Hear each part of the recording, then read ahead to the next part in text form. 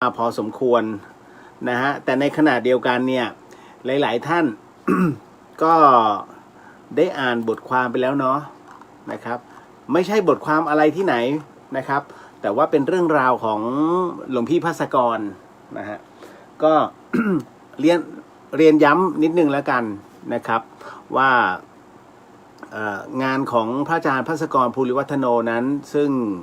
ท่านมรณภาพไปเมื่อวันที่14มีนาคมนะฮะปี2564ก็คือเมื่อต้นปีที่ผ่านมานะฮะก็โดยกำหนดการนะครับคร่าวๆก็คือจะเป็นวันที่18ธันวาคมนั้นนะจะเป็นการเคลื่อนสรีระสังขารของท่านออกจากศาลานะครับที่วัดมกุฎกษัตริย์นะฮะแล้วหลังจากนั้นเนี่ยก็เอามาเรียกว่ามาสวดมาติกาก่อน1คืนแล้วหลังจากนั้นวันที่19ก็จะเป็นการทำบุญนะครับแล้วจากนั้นก็จะมีการเทศนะฮะแล้วตามด้วยเรียกว่าเป็นครั้งสุดท้ายนะครับก็คือก่อนที่จะมีการเผาสรีระสังขารของท่านช่วงเวลา5 โมงเย็นซึ่งเป็นวันอาทิตย์ที่19ธันวาคมนะ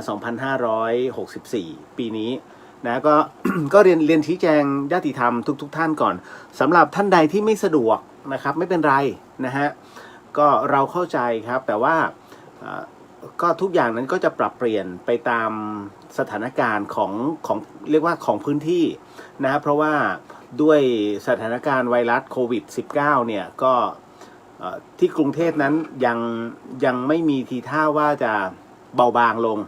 นะฮะเพียงแต่ว่าจำนวนนั้นลดลงก็จริงตามสถิตินะฮะเพียงแต่ว่า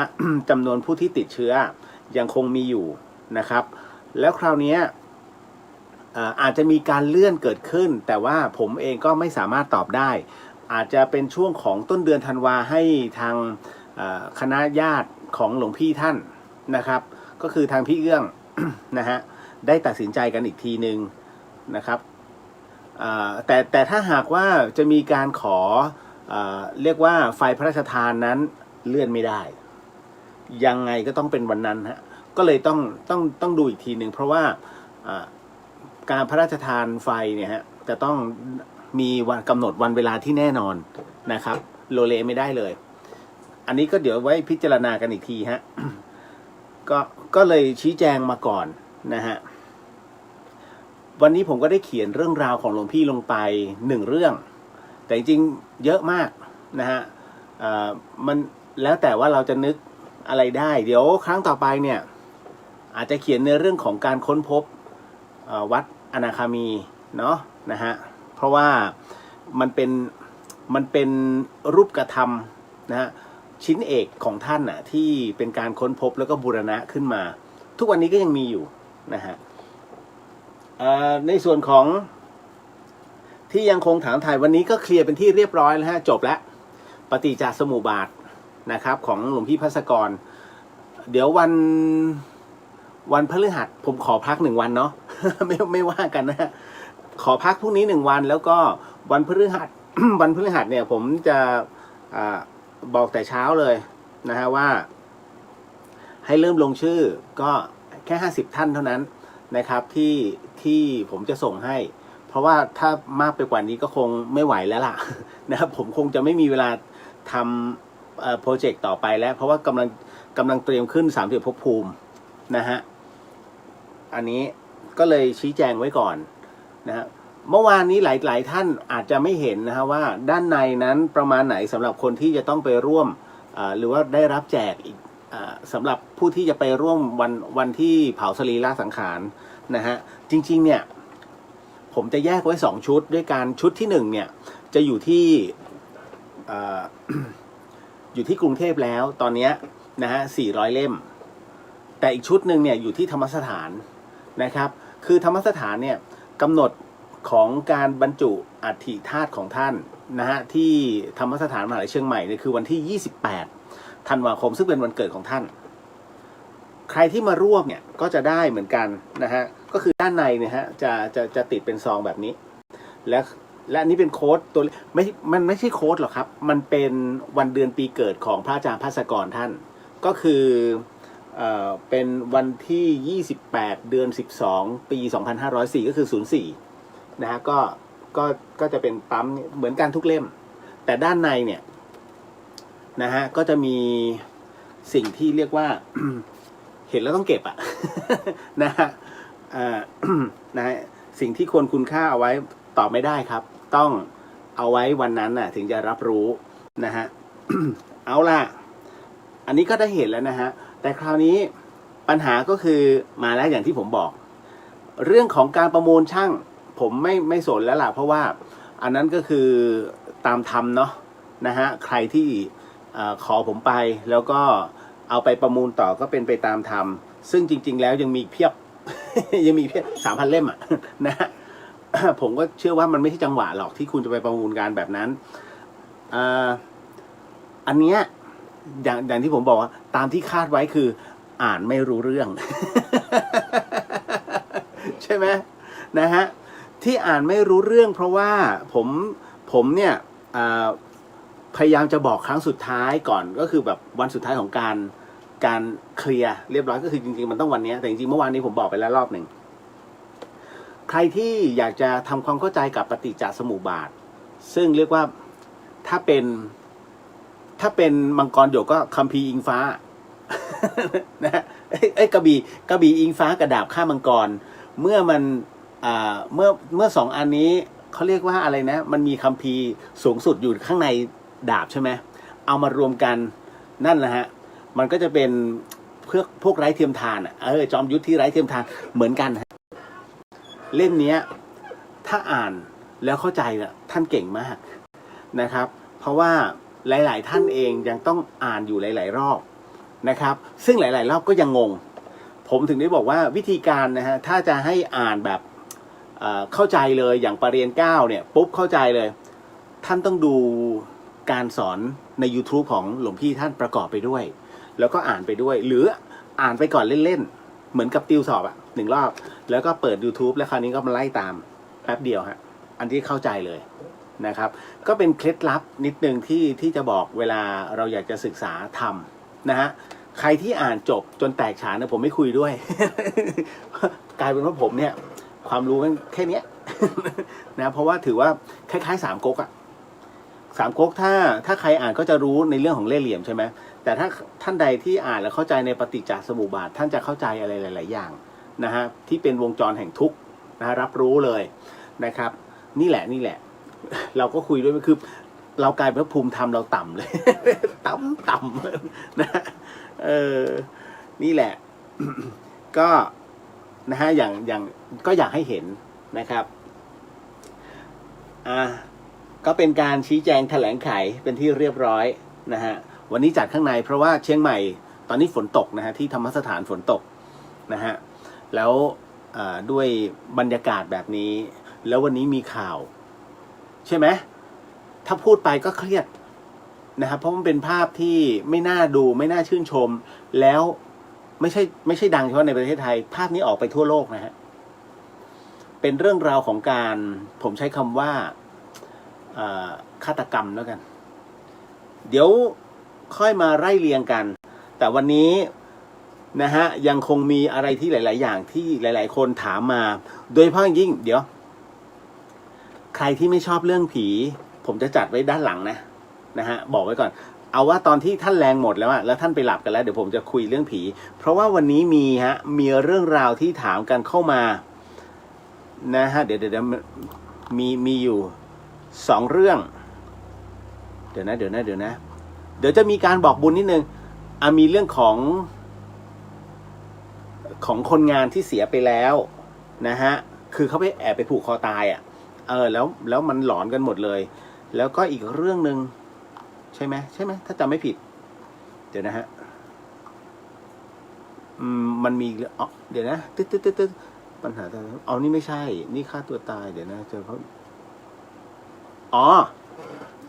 เป็นเรื่องราวพระเหมือนกันจะตื่นขึ้นมาทำวัดตอนเช้าแต่พอตื่นขึ้นมาปุ๊บพระนะฮะอันนี้คือพระท่านโดนและปรากฏว่าไปเจอวิญญาณพระด้วยกันเนี่ยกดให้นอนกลับคือกดให้นอนลงไปนอนเถอะพักผ่อนเถอะ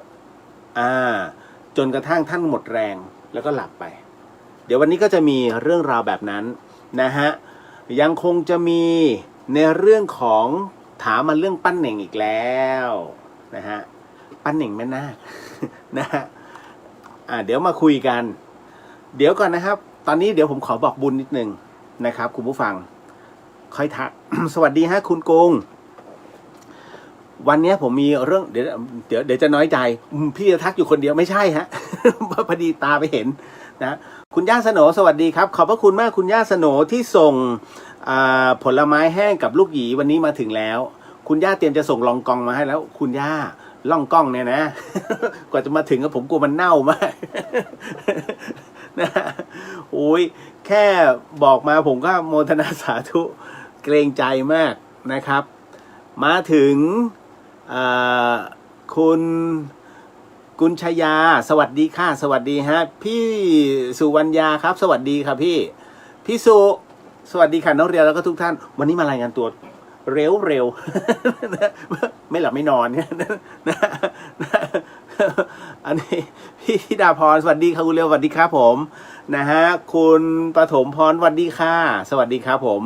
นะคุณนกสวัสดีค่ะคุณเรียวสวัสดีฮะคุณลิลลี่สวัสดีค่ะพี่เรียวโอ้ยนะเข้ามาเร็วมากครูสุนทรสวัสดีครับคุณเรียวสวัสดีฮะนะฮะก็มาถึงคุณมุนาเป็นไปตามธรรมและเป็นไปตามกรรมด้วยค่ะนะฮะโมทนาสาธุนะครับกุ๊บกิ๊บทักทายครับเป็นไงบ้างกุ๊บกิ๊บวันนี้สถานีวิทยุ 104.5 กุ๊บกิ๊บเช็คหน่อยกุ๊บกิ๊บฟังแถวไหนเพราะว่าพี่เลียวถามพระอาจารย์แล้วเดี๋ยวให้บอกเดี๋ยวลองถามน้องดูว่าสัญญาณเป็นยังไงบ้างนะฮะท่านใดที่สัญญาณไม่ค่อยชัดช่วยบอกด้วยนะว่าอยู่แถวไหนผมจะได้บอกบนสถานีนิดนึงนะครับแล้วก็มาป้าแก้วสวัสดีค่ะคุณเรียวสวัสดีฮะคุณกุ้งบอกว่าวิดีโอถุงคลุมหัวหลายรอบเลยค่ะวันนี้ใช่ไหมฮะดูหลายรอบเลยค่ะรู้สึกแย่มากตำรวจถือกฎหมายฆ่าคนโหดยิ่งกว่าฆาตกรค่ะเดี๋ยวใจเย็นๆใจเย็นๆเดี๋ยวเรามาคุยกันก็คืออันนี้คือความรู้สึกนะฮะเดี๋ยวเราก็จะมาพูดทางธรรมกันแล้วก็ทางกรรมกันนะฮะเราจะไม่พูดถึงการเขาเรียกว่าเหมือนกับเป็นปฏิกิริยาที่เราดูถ้าตรงนั้นเขาเรียกว่า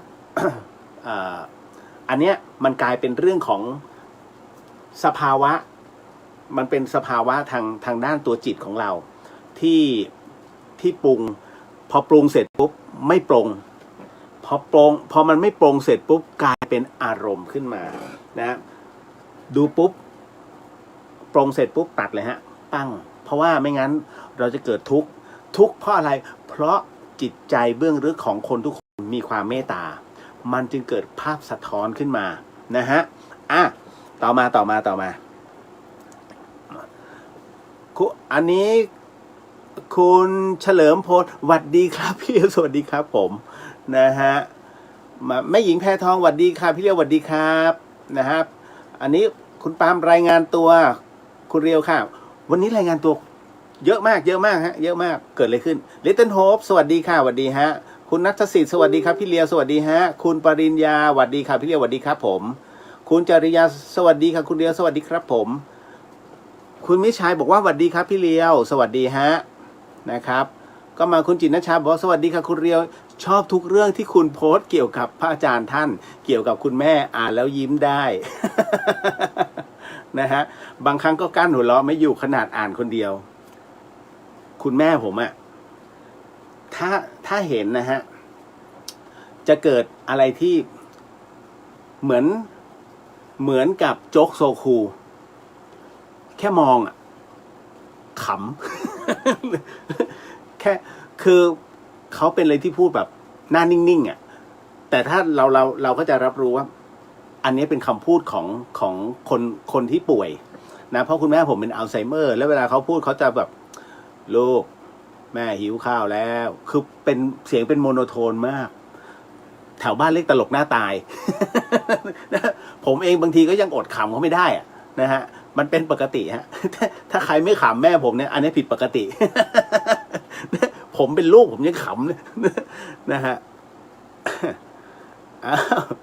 นะฮะคุณปฐวีสวัสดีครับพี่เลียวสวัสดีฮะนะครับคุณจันยาสวัสดีค่ะคุณเรียวสวัสดีครับผม นะฮะอันนี้ประจักษ์ว่าสวัสดีครับ ครูพี่เลียวนะฮะถ้าพี่จะทำหนังสือ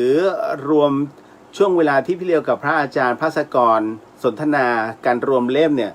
จะอุดหนุนนะครับนะฮะความคิดสมาชิกท่านหนึ่งซึ่งผมเห็นด้วยครับอ๋อขายได้2 เล่มแล้วไม่ไหวพิมพ์เป็นหมื่น พูดเล่น หรือจะเอาเรื่องของหลวงพี่กับคุณแม่ผมมารวมดิ คือของคุณแม่ผมอะหลวงพี่ภาสกรอะเป็นคนบอกมึงรวมเล่มเลย ไม่ใช่ท่านบอกคนแรกนะหลวงพี่ภาสกรเป็นคนพูดกับผมเองมึงรวมเล่นเลยเนี่ยกูจะได้ เดี๋ยวกูจะได้เขียนนิดนึงแต่ว่ามึงอย่าอยู่ๆไปรวมอย่างเดียวหลวงพี่ท่านจะพูดหลวงพี่ท่านจะใช้คำว่าถ้าอยู่กัน2 คนนะท่านก็จะจะเรียกผมว่ามึง นะฮะหรือว่าเองอย่างเงี้ยส่วนตัวท่านก็จะเรียกว่าข้าหรือไม่ก็หลวงพี่อันนี้คือพระอาจารย์ภาสกรก็คือเป็นอะไรที่เวลาคุยกันนะฮะพี่น้องๆแบบนี้ผมก็เลยบอกว่ามันยังเบาอยู่หลวงพี่นะฮะผมต้องไปสัมภาษณ์คุณหมอก่อนเกี่ยวกับเรื่องของอัลไซเมอร์เพื่อเป็นความรู้ด้วยบอกใช่ท่านก็บอกใช่นั่นแหละถูกต้องคือเราต้องไปบอกก่อนว่าอัลไซเมอร์คือคนที่เป็นอัลไซเมอร์ไม่มีหายนะฮะอันนี้บอกไว้ก่อนมันมีแต่ในเลเวลที่เราสามารถเลี้ยงให้อยู่ในเลเวลเดียวกันกับล่วงการคำว่าเลเวลที่มันล่วงก็คือจะกลับกลายเป็นเด็กจนกระทั่งถึงขั้นที่เราเห็นอยู่ยืนแก้ผ้าเหมือนเด็กเลยอันนั้นเป็นภาวะที่ถ้าสมมุติว่าเราเป็นคนที่อยู่นิ่งๆไม่ทำอะไรเลยนะฮะวันไม่ทำอะไรเลยแล้วอยู่นิ่งๆปล่อยให้ความคิดมันฆ่าเราจะเป็นอาการจะเป็นอย่างนั้นก็คืออยู่ๆจะแก้ผ้าเลยแต่ถ้าคอยคิดตัวเลขอยู่เรื่อยๆนี่นู่นนั่นสมองใช้อยู่เรื่อยๆจะทรงตัวแล้วก็จะไม่เป็นอาการแบบนั้นนะฮะคือภาวะของความเป็นอัลไซเมอร์เนี่ยเป็นทุกคนนะฮะเพียงแต่ว่าจะต้องใช้เคมีในสมองให้มากที่สุดแล้วที่สำคัญก็คือว่าจะต้องมีระบบความคิดแล้วก็วางแผนอยู่เรื่อยๆเท่าถึงได้บอกว่าถ้าเล่นไพ่จะดีมากเนี่ยสิ่งที่ผมพยายามจะคือเล่นไพ่มันง่ายที่สุดแล้วนี่คือแบบชีวิตสังคมไทยเลยมันได้ลุ้นมันได้คิดเลขเพียงแต่ว่าถ้าพูดไปตามหลักกฎหมายคือมันผิดกฎหมาย แต่จริงๆมันควรจะยกเว้นช่วงตามช่วงอายุเราจะไม่เอาเฉพาะคนไปมั่วนิ่มไงเพราะว่าคนผู้สูงอายุท่านไม่โอ้โหมาพนันไม่ใช่เต็มที่ก็ ทิชชู่3 แผ่น อะไรประมาณนี้นะคือเขาได้ใช้นั่นแหละเมื่อก่อนจะมีผู้ใหญ่ก็จะเล่นกันพวกอะไรพวกมะเขือพวกไม่ใช่มะเขือพวงหมายถึงว่าไพ่ที่มันผมยังจำได้อยู่ว่าอะไรที่มันที่มีมะเขือมีเป็นไพ่ตัดเป็นไพ่ตองไพ่ตองเขาเรียกไพ่ตองนั่นน่ะสมัยก่อนเราก็ยังนั่งอยู่ในวงเขานะฮะ เขี่ยไพ่มาทีละใบนะผู้ใหญ่เขาได้คิดตลอดไงนี่แหละนะฮะก็มีความคิดอย่างนั้นแต่จริงๆของคุณแม่มีแล้ว เหลือของหลวงพี่ผมก็พยายามนั่งคิดแล้วก็อยากจะเขียนเรื่อยๆคือจริงๆไม่ได้อยากจะเอาขายนะผมกำลังตอนนั้นก็เลยมีความคิดผมยังถามพี่หน่อยนันทพันธ์พี่หน่อยถ้าผมทำ500 เล่มผมถามนะพี่หน่อยคิดเท่าไหร่200 หน้า200 หน้าพี่หน่อยก็บอกราคามาในความคิดผมอยากจะมาแจกในงานด้วยซ้ำแต่มันราคาสูงไปนะ สู้ไม่ไหว เก็บไว้ก่อน มันไม่ได้หลักแสนมันเป็นหลักหมื่น นะฮะมันก็ตกประมาณ30,000นิดๆนะฮะ คุยเรียบร้อยแล้วล่ะไม่ใช่อะไรหรอกนะฮะผมมองว่าอย่างผมสนทนากับหลวงพี่ท่านมันเป็นเรื่องสนุกไงนั่นแล้วก็ไม่อยากคิดเป็นเงินไม่รู้นะในหัวผมไม่เคยคิดเรื่องของการเก็บเงินเรื่องเราอยากแจกให้เขาฟรีๆเพราะว่าสังคมมันเครียดอยู่แล้วไงแล้วมาเจออะไรหัวเราะยิ้มไม่อย่างน้อยผมคิดว่าต้องอ่านผม2 รอบ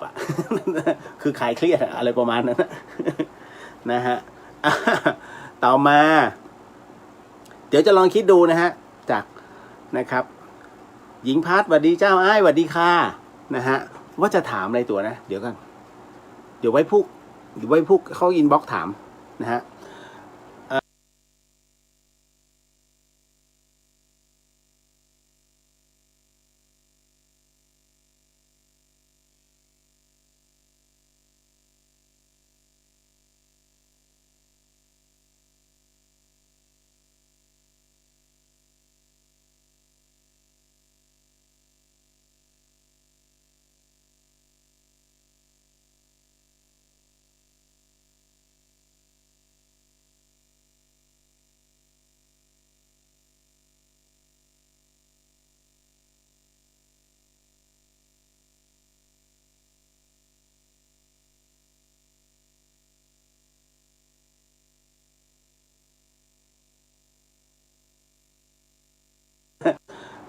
คุณพิมพ์สวัสดีค่ะ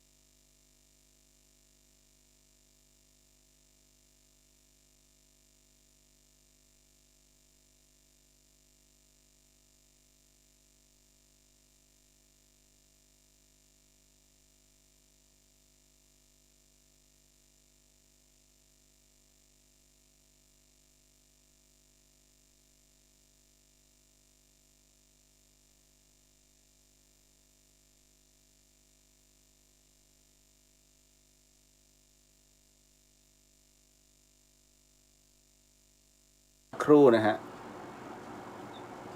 มาแล้วขออภัยด้วยที่เน็ตหลุด ฝนมันตกไงแล้วใช้ได้เรื่อยๆเบนหวัดดีค่ะหวัดดีฮะนะฮะคุณหนึ่งหวัดดีครับพี่เลียวหวัดดีฮะคราวนี้ไปได้เรื่อยๆแล้วนะฮะเพราะว่าผมก็ดูไปด้วยเช็คไปด้วยทำให้เราระแวงจัดไประแวงไปเน็ตหลุดไหมวะ นะฮะคุณจินตชาว่าจะอ่านหนังสือธรรมะพอรู้เรื่องต้องปฏิบัติธรรมไปด้วยค่ะบวกกับดูตัวเองบ่อยๆนะฮะในชีวิตประจำวันเช่นตอนอยากซื้อของออนไลน์นะฮะก็จะเห็นกิเลสชัดกระจ่างมากค่ะโอ้กระทบเยอะเนี่ย การซื้อของออนไลน์นี่กระทบเยอะเลย นะฮะตามตามมาด้วยคุณสุรศักดิ์พี่เลี้ยวอยากเล่าสู่กันฟังเรื่องปลายสะดวกไหมครับสะดวกแต่ว่าน้องต้องลงมาอีกเครื่องหนึ่งซึ่งพี่เลี้ยวเอามือถืออีกเครื่องไว้ไหนวะนะฮะ พักหนึ่งอ๋อยังชาร์จอยู่ตรงนู้นเลย นะฮะเดี๋ยวขอไว้ก่อนอันนี้บอดี้สวัสดีครับพี่เลียวสวัสดีฮะสวัสดีจ่าแต่สวัสดีค่ะคุณเรียวชอบที่คุณเล่าเรื่องพระอาจารย์ค่ะนะอันนี้คนละกระแตเหรอนะฮะนึกว่ากระแตรุ่นน้องผม นะฮะเอาละต่อมาคุณสุรศักดิ์เล่นกีตาร์จับคอร์ดช่วยอัลไซเมอร์ไหมครับถ้าเขาชอบเล่นก็ได้ครับเพราะใช้ความคิดนะฮะตามมาด้วยคุณจินชาบอกว่าถอดไพ่ก็ได้ค่ะเป็นวิธีบวกเลขอย่างหนึ่งก็ไม่มั่นใจนะแต่แม่ชวนเล่นป๊อก เอาเยอะว่าผมอะเล่นป๊อกเด้งเนี่ยไม่เป็นเล่นคือนานมากตั้งแต่โอ้โหสมัยมัธยมอ่ะและตั้งไม่เคยเล่นอีกเลยก็ผมก็ไม่รู้ตอนนี้มันเขาคิดกันไงแต่แม่คงไปจำจากในหนังไงผมก็เลยบอกแม่มาเดี๋ยวจะสอนสมศิษย์ให้แม่ไม่เอาไม่มันปอกเด้งเหอะ มีลุ้น แม่คุณแม่วัฒจักรสวัสดีครับพี่เดียวสวัสดีฮะคุณจินชาเงินน่ะต้องคิดบ้างค่ะตามหลักของฟรีไม่มีในโลก ก็ไม่กล้าครับนะประจักษ์บอกสะดุดครับพี่เลียวเมื่อกี้เน็ตมันมาไม่หมดนะฮะคุณเพียงพัทูสวัสดีครับคุณเลียวสวัสดีครับผมนะฮะอันนี้คุณพัชราพรสวัสดีค่ะคุณเลียวนะฮะพร้อมสมทบทุนค่ะเรื่องเกี่ยวกับพระอาจารย์โอ้โหโมทนาสาธุมันผมเวลาเขียนมันเขียนเยอะ เดี๋ยวผมจะไปงานอื่นไม่ทัน ไม่เพราะพอดีว่าผมว่าจะทำ30ภพภูมิให้มันเป็นจิ๊กซอว์ให้ได้แล้วเพื่อที่เด็กๆเขาจะได้รับรู้ด้วยเพราะว่าด้วยสถานการณ์แบบนี้ผมอยากให้เด็กๆอ่ะเขาให้รับรู้ว่าบาปบุญคุณโทษมันประมาณไหนเพราะบางทีเราก็ต้องเอากุศโลบายแบบนี้ยิงเข้าไปให้เขาสนใจหน่อยนึงมันสถานการณ์ เครียด ผมก็อยากให้เขาผ่อนคลายนะฮะหญิงพัดบอกว่าจะถามอย่างน้องเน็ตหลุดเลย วันพุธวันนี้นู่นน่ะกว่าจะเสร็จตี 1ตั๋วหลับไปแล้วล่ะ คุณธงชัยสวัสดีครับพี่เลียวสวัสดีฮะนะครับคุณชายชาญสวัสดีครับมากับสายฝนครับพี่เลียวใช่นะฮะป้าแก้วเมื่อคืนหลับเร็วค่ะฝันน่ากลัวเลยค่ะทำนายให้หน่อยนะครับผมไม่ใช่หมอดู ฝันว่าเราได้ใช้มีดหมอแทงคอผู้ชายจะมาทำร้ายเรา2 ครั้งมีดปักคอติดดินเลยค่ะตกใจตื่นเลยค่ะโอ้โหคือถ้าฝันคือฝันนู่นฝันนี้ไม่มีปัญหาป้าแก้วฝันฆ่าคนเนี่ย โอ้โหเรื่องนี้ทำนายยากครับ นะฮะคุณดาวรุ่งสวัสดีฮะหนุ่มน้อยซอย7สวัสดีครับนะฮะพี่สุวรรณยา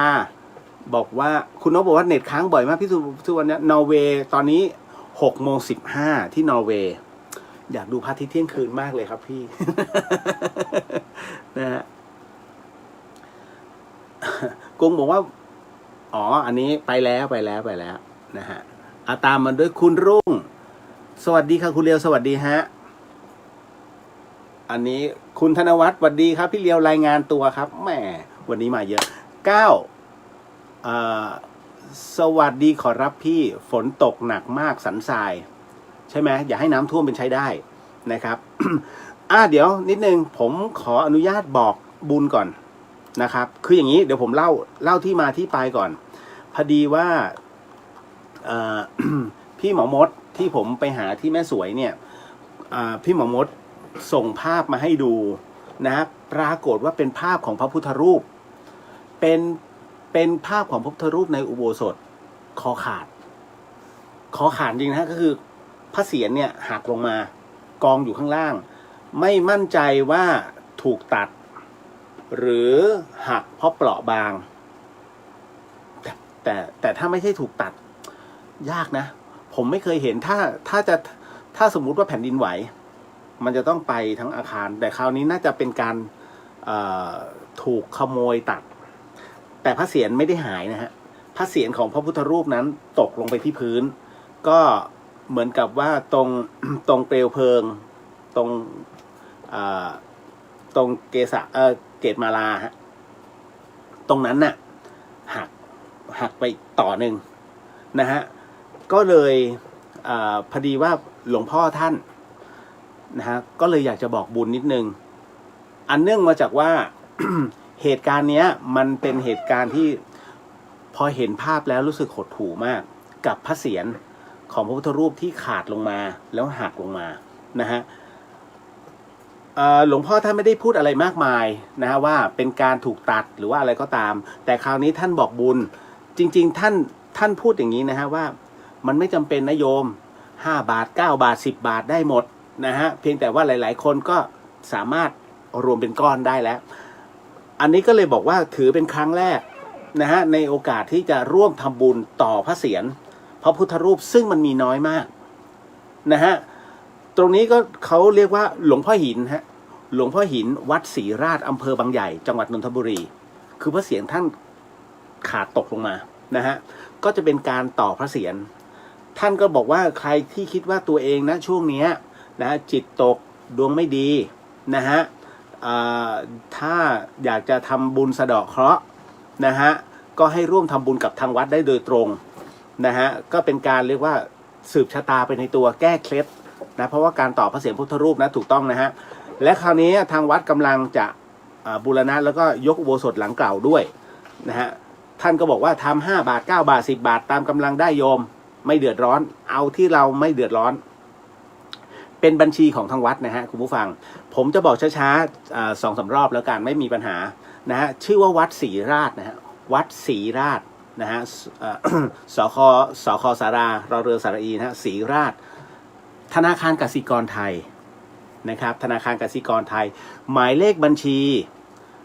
102-8-54912-8หมายเลขบัญชีนะฮะ102-8-54912-8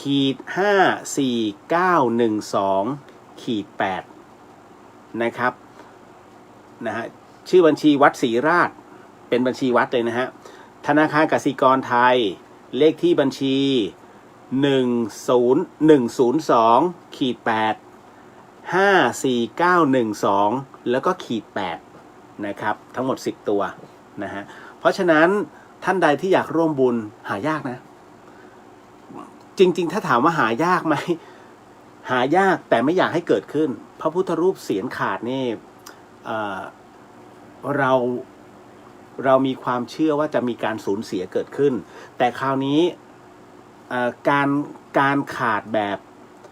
ธรรมชาติหมายถึงว่าแผ่นดินไหวอันนี้เขาไม่ถือแต่ถ้า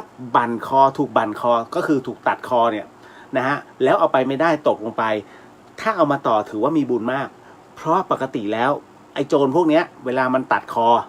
ตัดพระเศียรไปเนี่ยมันเอาไปซึ่งมันนานมากแล้วถ้าคุณไปที่พระราชวังนะฮะวังเก่าที่อยุธยาคุณจะเห็นนะฮะพระหลายๆองค์นะฮะพระปฏิมาเล็กองค์นะฮะในแต่ละวัดถูกตัดเศียรหมดเลยนะ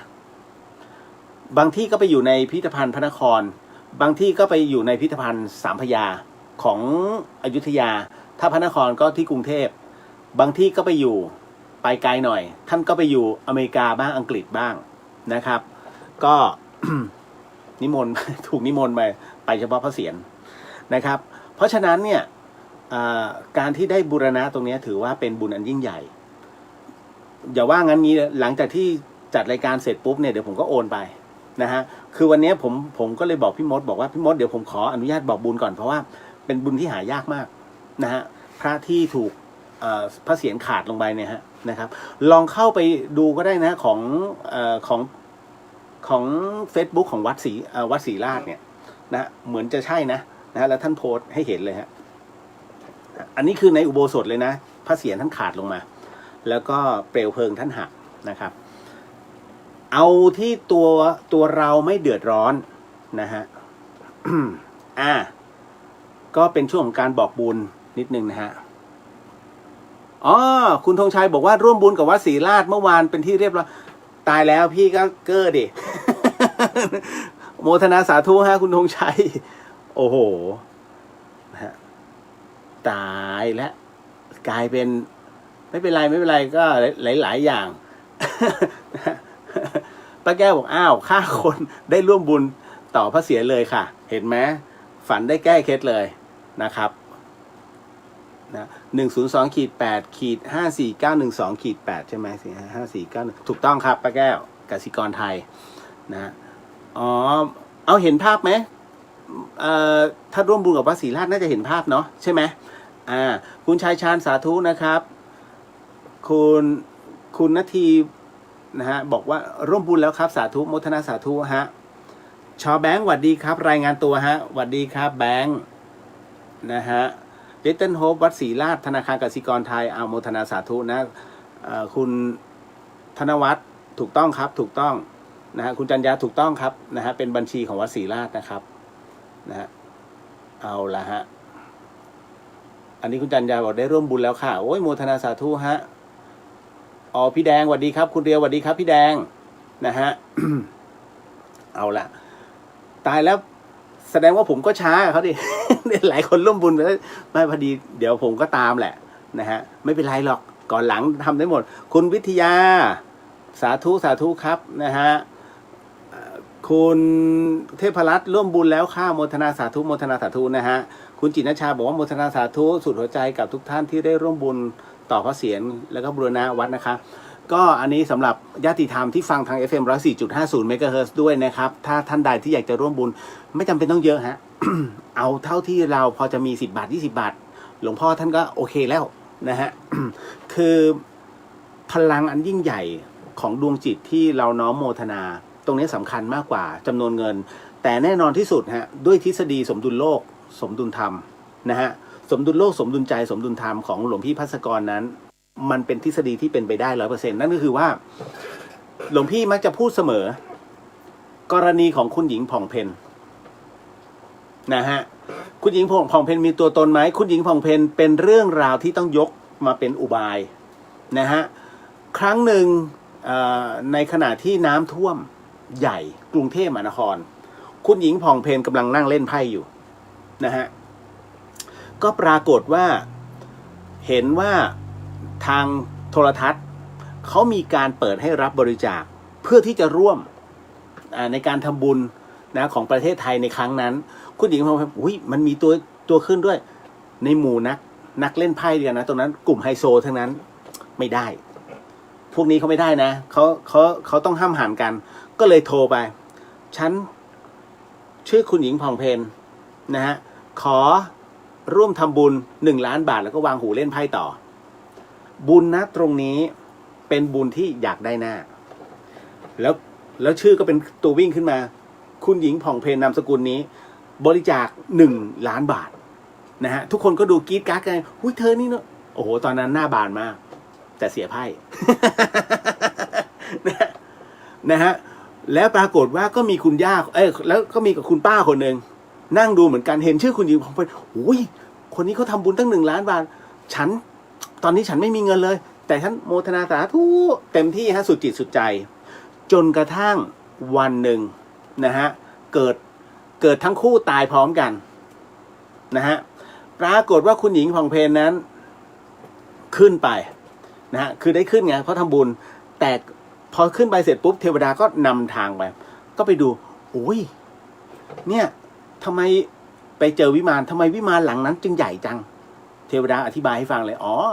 ก็คุณป้าคนนั้นเนี่ยแกโมทนาบุญนะไม่รู้ว่านะใครทำบุญไม่รู้1 ล้านแกโมทนาถ้าได้ปราสาทหลังใหญ่เลยนะฮะเป็นรู้สึกจะเป็นมันรู้สึกเขาจะโมทนาชื่อคุณหญิงผ่องเพ็ญมั้งคุณหญิงผ่องเพ็ญก็ฉันนี่แหละคุณหญิงผ่องเพ็ญงั้นไปงั้นฉันต้องไปบ้านไปวิมานของฉันเทวดาก็นำไปบ้านคุณหญิงผ่องเพ็ญวิมานนิดเดียว ใหญ่กับกระต๊อบหน่อยทำไมฉันแค่นี้ล่ะหลังแค่นี้เทวดาอธิบายให้ฟังว่าไอ้ตอนที่ทำบุญเธอทำโดยไม่ตั้งใจนะฮะเธอทำแบบเสียไม่ได้เพื่อเอาหน้าเพราะฉะนั้นบุญที่ได้นะวิมานที่จริงลิบหลีนะฮะเล็กหลังเล็กลงหน่อยแต่คุณป้าคนนั้นเขาโมทนาอย่างสุดจิตสุดใจได้หลังเต็มเลยทุนก็ไม่ได้เขาเรียกลงทุนก็ไม่ได้ลงทุนแต่คราวนี้ทฤษฎีสมดุลโลกฮะนะสิ่งที่คุณหญิงผ่องเพ็ญนะได้โมทนานั้นมันมีผลกระทบโลกเงิน1 ล้านบาทนั้นจัดสรรไม่ว่าจะเป็นเครื่องอุปโภคบริโภคช่วยเหลือประชาชนช่วยเหลือคนที่เขาเดือดร้อนได้เยอะมากกับคุณป้าท่านนั้นมิได้ลงทุนแต่ลงทุนแค่การโมทนาสุดจิตสุดใจดังนั้นผลกระทบโลกจึงเป็นศูนย์พอหมดช่วงของการเสวยในเรื่องของชาติภพของสวรรค์กลับมาเกิดใหม่คราวนี้ใครจะอยู่ในฐานะแบบไหนแน่นอนที่สุดฮะเมื่อคุณป้าท่านนั้นนะฮะโมทนาโดยที่ไม่ได้มีอะไรลงมากระทบโลกเลยเมื่อเกิดใหม่อีกทีหนึ่งเป็นคนดีแต่ไม่มีปัจจัยส่วนคุณหญิงผ่องเพ็ญเกิดมาใหม่ในชาติภพใหม่นะฮะมีทั้งในเรื่องของรูปลักษณะและก็โภคทรัพย์เต็มที่เพราะเงิน1 ล้านบาทนั้นมีผลกระทบโลกเยอะมากเห็นไหมฮะเพราะฉะนั้นเนี่ยทฤษฎีสมดุลโลกสมดุลใจบุญจึงตามข้ามภพข้ามชาติได้เช่นเดียวกับบาปก็คือตัวกรรมก็สามารถตามข้ามภพข้ามชาติได้นั่นแหละฮะเราจึงไม่ปฏิเสธครูบาอาจารย์จึงได้บอกว่าเงินแม้แต่บาทเดียวเราก็เอาติดตัวไปไม่ได้แต่อะไรที่ติดตัวไปได้ก็คือบุญกับกรรมท่านจึงบอกว่าทำดีไว้เถอะลูกหลานเอ้ย นะฮะเพราะฉะนั้นอธิบายแล้วเข้าใจง่ายๆก็คือเป็นเรื่องราวแบบนี้เป็นเรื่องราวของภพของชาตินะฮะก็โมทนาสาธุกับทุกท่านด้วยนะครับที่ได้ร่วมตรงนี้พ่ออุ้ยแม่อุ้ยที่ฟังอยู่พ่ออุ้ยแม่อุ้ยอาจจะไม่มีในเรื่องของเขาเรียกว่าแอปเนาะเป็นแอปธนาคารนะฮะก็ตอนนี้พ่ออุ้ยแม่อุ้ยก็ใช้การโมทนาเอาก่อนแล้วกันไม่เป็นไรแต่ถ้ามีโอกาสวัดใกล้ๆบ้านวันไหนที่เป็นวันพระเนาะนะฮะแม่ก็หยอดตู้หน่อยนิดนึง5 บาท 10 บาททำเถอะ นั่นแหละแล้วก็โมทนาแล้วก็นึกถึงบุญวันนี้นะครับเกี่ยวข้องซึ่งกันและกันได้อยู่นะฮะคำว่าบุญไม่ใช่หน้าเค้กที่มันมีวันหมดอายุนะฮะแล้วค้างวันแล้วมันจะบูดไม่บุญไม่มีวันหมดนะครับไม่ขออภัยไม่ให้บุญไม่มีวันบูดไม่มีวันหมดบุญมันมีวันหมดถ้าเราเสพมันแต่คราวนี้ก็คือว่าบุญเนี่ยจะผ่านไปกี่วันก็แล้วแต่วันที่เราทำบุญก็ยังอยู่แต่มันจะต้องจำให้ได้ฮะว่าณตรงนั้นเราไม่มีอุปสรรคอะไรแล้วโมทนาอย่างสุดจิตสุดใจบุญณวันนั้นจะกลับมาอีกรอบหนึ่งนะครับไม่ใช่วันนี้เสร็จปุ๊บวันนี้ทำชั่วแล้วอีกวันหนึ่งทำบุญนะฮะแล้วเราไปนึกถึงเพราะอะไรเขาถึงไม่นิยมให้ค้างวันในการโมทนาบุญหรือว่ากรวดน้ำเพราะว่า สมมุติวันนี้มันเกิดมีเหตุการณ์ทำชั่วขึ้นมาท่านกำลังนึกถึงบุญแล้วก็นึกถึงความชั่วที่เราเพิ่งผ่านมาตายแล้วเราเพิ่งเตะหมานะมันคงเจ็บอะแต่เราไม่สนใจมันไม่ได้พอบุญกับบาปมันไปขี่กันเสร็จปุ๊บเนี่ยบุญแทนที่จะได้เต็มร้อยมันถูกหักกลบลบไปดีไม่ดีกลายเป็นบุญนั้นน้อยบาปเยอะมันเลยไม่ถูกโทษไปนั่นแหละฮะเพราะว่าตัวจิตมันไประลึกถึงบาปก่อนไงมันไม่ได้นึกถึงบุญเพราะผมบอกแล้วนะไม่ใช่ผมบอกหรอก นะหลวงพี่ท่านก็พูดอยู่เสมอว่า Data ที่จำง่ายที่สุดก็คือ Data ของความชั่ว Data ด้านมืดเราจะจำแม่นที่สุดด่าหนึ่งคำจำเป็นปีนะทำ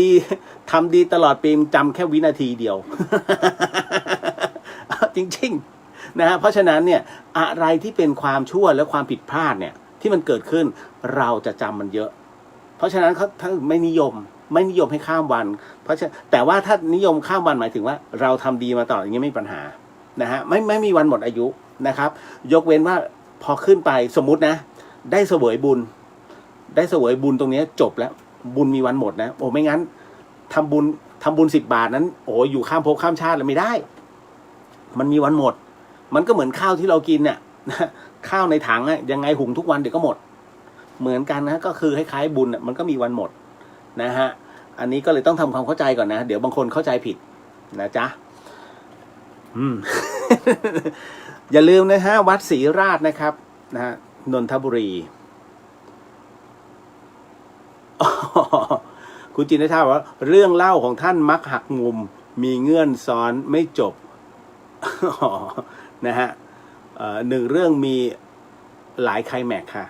โมทนาสาธุฮะแมคเครสวัสดีครับพี่เลียวสวัสดีจ้าอาจารย์เครนะฮะภาพเสียงเรื่องตอนคุณหญิงผ่องเพลตอนพระอาจารย์เล่าขึ้นมาเลยค่ะ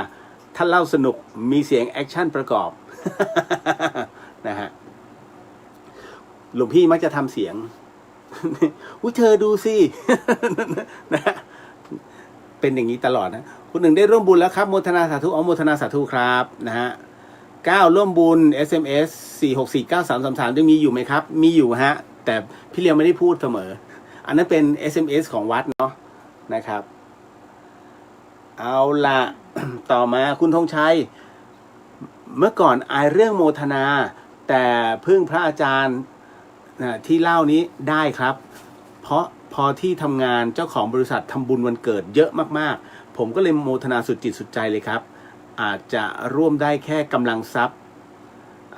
เราแล้วก็ไปใส่บาตรไปทำสังฆทานที่ไหนผมก็โมทนาทุกๆคนที่เห็นหมดเลยครับดีมากครับนั่นแหละฮะคือเพราะฉะนั้นบุญเนี่ยมันได้หลายๆอย่างนะฮะหนึ่งในการที่เราจะได้บุญก็คือการโมทนาป้าแก้วชอบมากค่ะ อะไรเหลือป้าแก้ว นะคุณปฐมพรร่วมบุญไปแล้วโมทนาสาธุนะฮะคุณมนาบอกว่าเห็นในเพจคุณปิติพิรมภักดีทำบุญบูรณะหลวงพ่อหินวัดศรีราชทำบุญไป 80,000 บาทค่ะเดี๋ยวท่านจะจัดการจัดสรรอะไรเยอะพอสมควรฮะไม่มีปัญหาทำไปเถอะผมก็ทำนะฮะพิสูจน์ร่วมบุญแล้วหลังจากที่น้องเลียวบอกเลขบัญชีเมื่อกี้โมทนาสาธุฮะคุณลุงอมไปเมื่อวานพอทราบข่าวก็รีบโอนทันทีโมทนาสาธุนะฮะเหมือนเราแบบรู้ที่หลังอายแต่ไม่เป็นไรหรอกฮะ อย่างน้อยก็ยังมีอีกหลายๆท่านเนาะนะครับเพราะว่าคือเดี๋ยวคุณผู้ฟังที่ฟัง FM 104อยู่ ผมจะบอกก่อนนะครับว่าท่านที่เขาเข้ามาใน Facebook เนี่ยเรียวเดอะเฮียนกับพุทธิสิทธิ์เนี่ยส่วนใหญ่ท่านจะเป็นท่านเป็นกลุ่มแพนด้า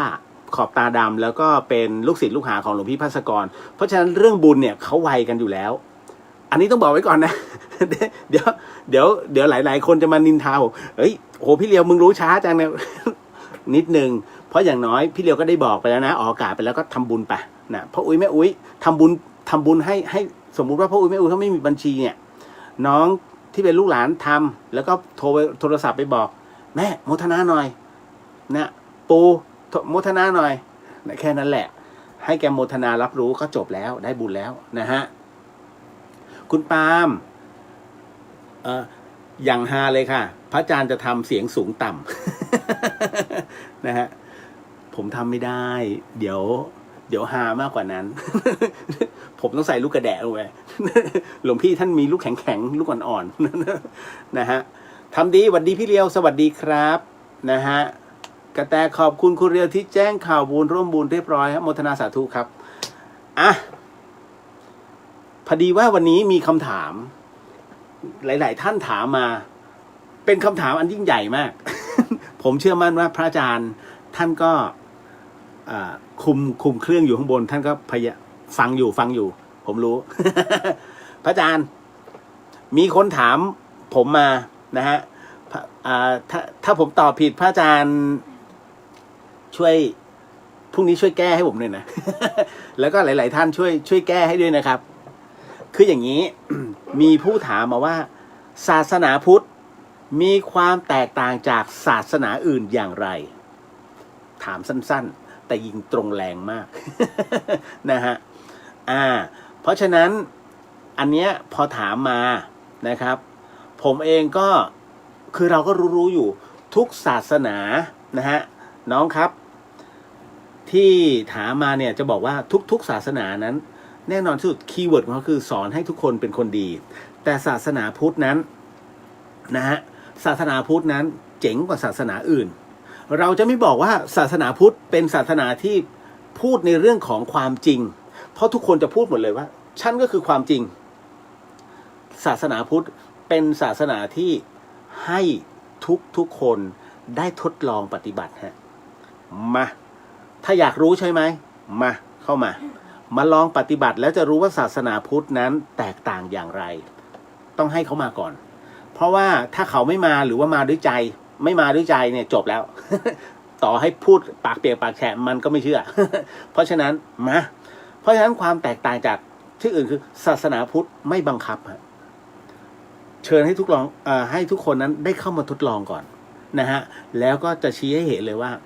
สัจธรรมนั้นอยู่แค่ขนตาแต่เรามองไม่เห็นขนตา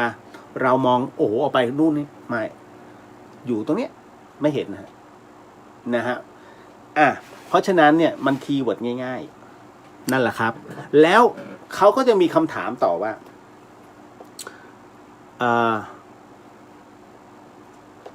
อะไรนะ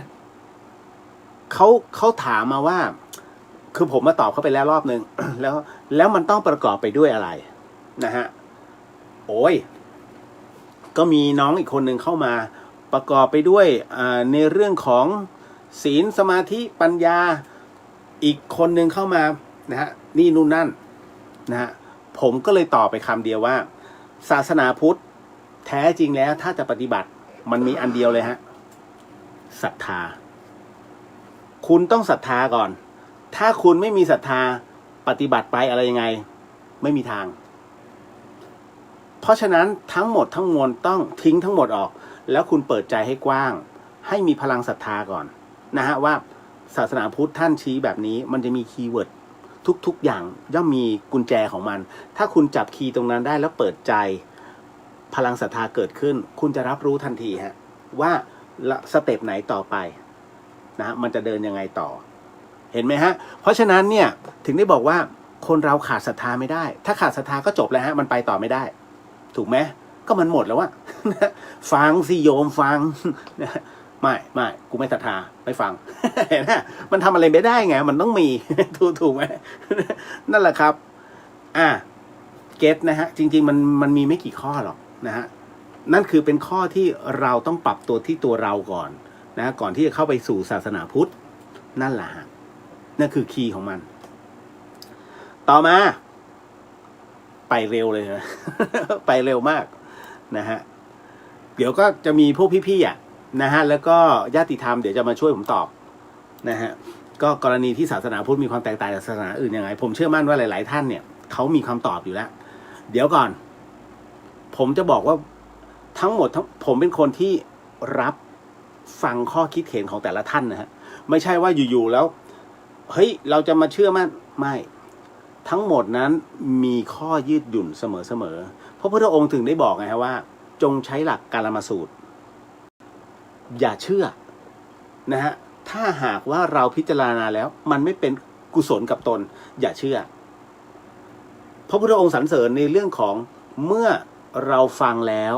ลองปฏิบัติดูแล้วสิ่งนั้นเป็นกุศลนะฮะชื่นใจนะฮะชุ่มฉ่ำหัวใจจงเชื่อในสิ่งนั้นเพราะมันทำให้ตัวจิตนั้นยกระดับขึ้นนั่นแหละฮะเอาละ มาพูดถึงเรื่องที่หลายๆท่านอยากฟังก่อนวันนี้ผมโพสต์ภาพหนึ่งจำได้ไหมฮะเป็นเรื่องของควันธูปพ่ออุ้ยแม่อุ้ยฮะหลายๆท่านที่ฟังทางสถานีวิทยุอาจจะไม่ได้เห็นอาจจะไม่มี Facebook หรือว่าไม่ได้เป็นเพื่อนผมนะฮะเพราะผมมารับเพื่อนยากมาก ดูแล้วดูอีกต้องดูโปรไฟล์เขาผมเจอเยอะมากนะฮะคือต้องมานั่งจุดของผมอะผมถึงได้รู้ว่าดาราแต่ละคนเนี่ยทำไมบางคนไม่เล่น Facebook บางคนให้คลิกเป็นเพจเพราะเขาไม่สามารถจะไปสกรีนได้แต่ผมพอจะมีเวลาสกรีนได้ไงเราก็จะรู้อ๋อเพิ่งสมัครเมื่อวานวันนี้มาขอเป็นเพื่อนแล้ว ผมเป็นเพื่อนคนที่2เขาคงไม่ไหวมั้งนะฮะอันนี้ก็เลยต้องบอกไว้ก่อน นะฮะแต่คราวนี้คืออย่างนี้ฮะพ่ออุ้ยแม่อุ้ยสำหรับคนที่มี Facebook ก็เห็นแล้วเนาะผมโพสต์เป็นภาพอันนี้เป็นภาพเก่ามากภาพเก่าเมื่อปี2553ปี53ฮะนะครับคนที่พาผมไปคืออ้อเกียรติอาคินนะฮะยอดอ้อก่อธรรมเนี่ยนะฮะ แล้วคุณกนกรัตน์พาไปแล้วก็ไปได้ภาพนี้มาซึ่งเจ้าของบ้านซึ่งเขาเปิดตำหนักแล้วเขาบูชาทั้งพระแล้วก็ทั้งเทพแต่เขาแยกนะเวลาบูชาเนี่ยเขาบูชาแยกนะฮะพระพุทธรูปก็พระพุทธรูปเทพก็ส่วนเทพนะฮะแล้วปรากฏว่าวันที่บวงสรวงควันทูบนั้นนะฮะตัวทูบอย่างที่ผมบอกอะว่าเป็นเหมือนกับเป็นสื่อให้รับรู้อัญเชิญนะฮะว่าอ้าวเสด็จลงมาเป็นอันรู้กันไงมากินของเครื่องเส้นเราจะกินของเครื่องเส้นได้แต่เมื่อทูบหมดก้านถึงจะแย่งของได้การแย่งของนั้นถามว่าได้บุญไหมได้บุญมากไหมอ่ะ นะฮะการแย่งของที่เขาถวายเขาเรียกอะไรเปรต แต่พราหมณ์เรียกบุญ ไม่ผมเรียกเปรต ประเพณีชิงเปรตนะฮะ นะฮะผมเนี่ยนั่งคุยกับพระอาจารย์ภัสกรผมนี่เป็นคนพี่บอกหลวงพี่เดี๋ยวพอเสร็จปุ๊บนะผมขออนุญาตนะหลวงพี่เพราะว่าเนี่ยที่บวงสรวงตอนนั้นผมชอบมากมะพร้าวอ่อนเล็งไว้แล้วมะพร้าวอ่อนกับอ้อยธรรมสถานตั้งพิธีบวงสรวงตอนนั้นจะลงศิลาฤกษ์หลวงพี่จะขอนะ ผมก็หน้าตาเจ้าเล่ห์หลวงพี่ก็มองนะมึงจะเอาอะไรมะพร้าวแล้วก็มีอะไรมั่งอ๋ออ้อยเดี๋ยวอ้อยจะเอาปลูกนะก็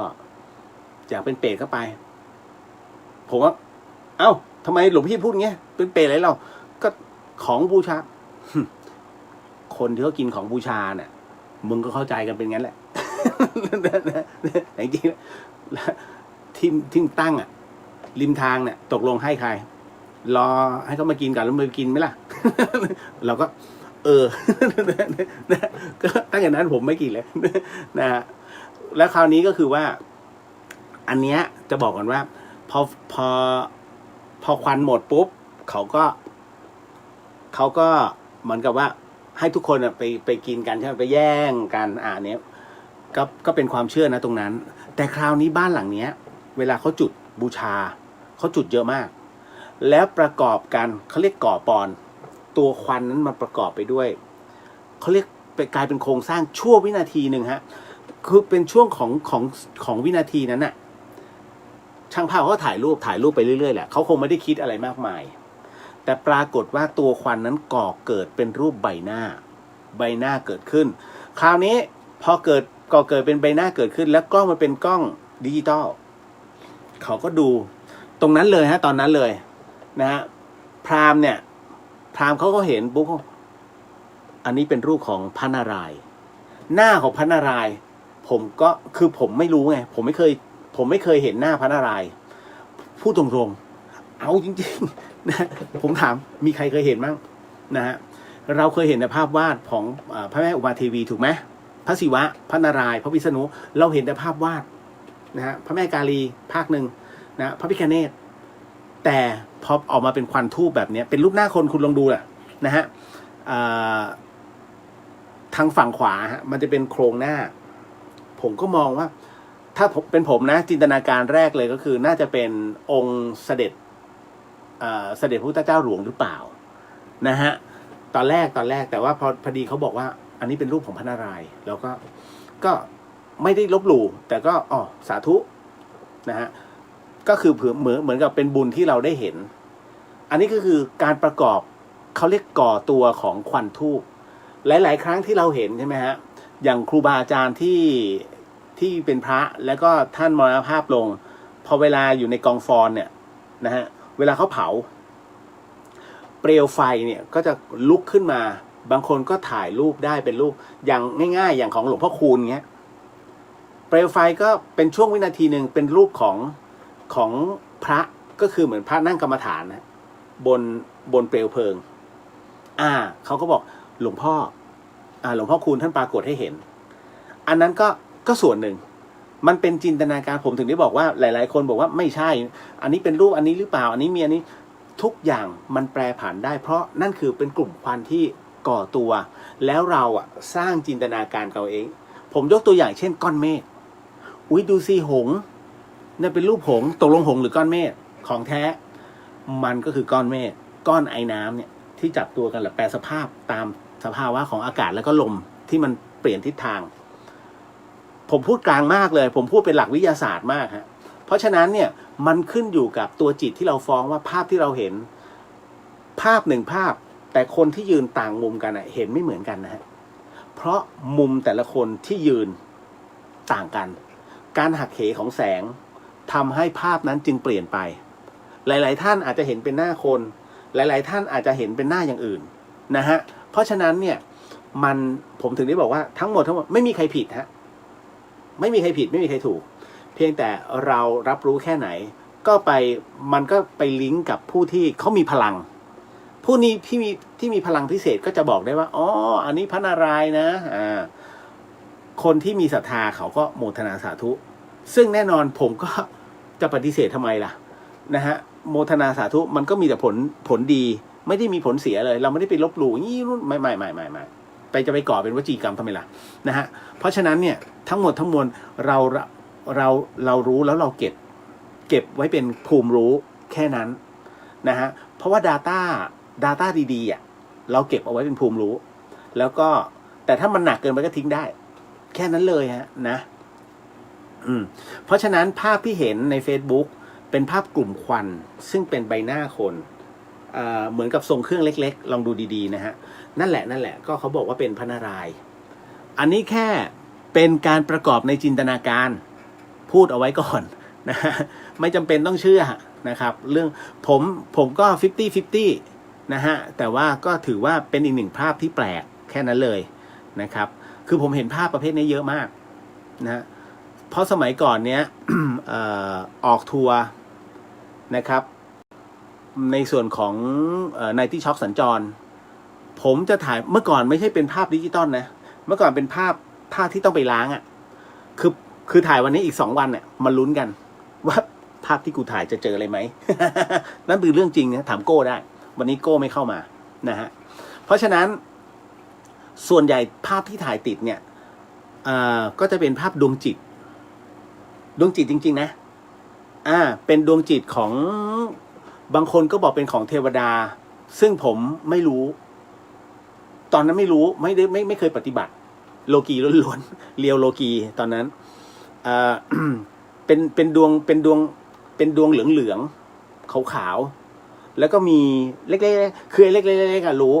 เล็กๆนั่นคือฝุ่นมันฟุ้งแต่อันนี้มันเป็นดวงแล้วก็มีลายข้างในมีอยู่2-3 ดวงแล้วก็ให้ผู้รู้เขาบอกโอ้อันนี้ก็คือดวงจิตแล้วก็เฮ้ยเหรอเป็นงี้เหรอ ตอนนั้นไม่รู้เรื่องเลย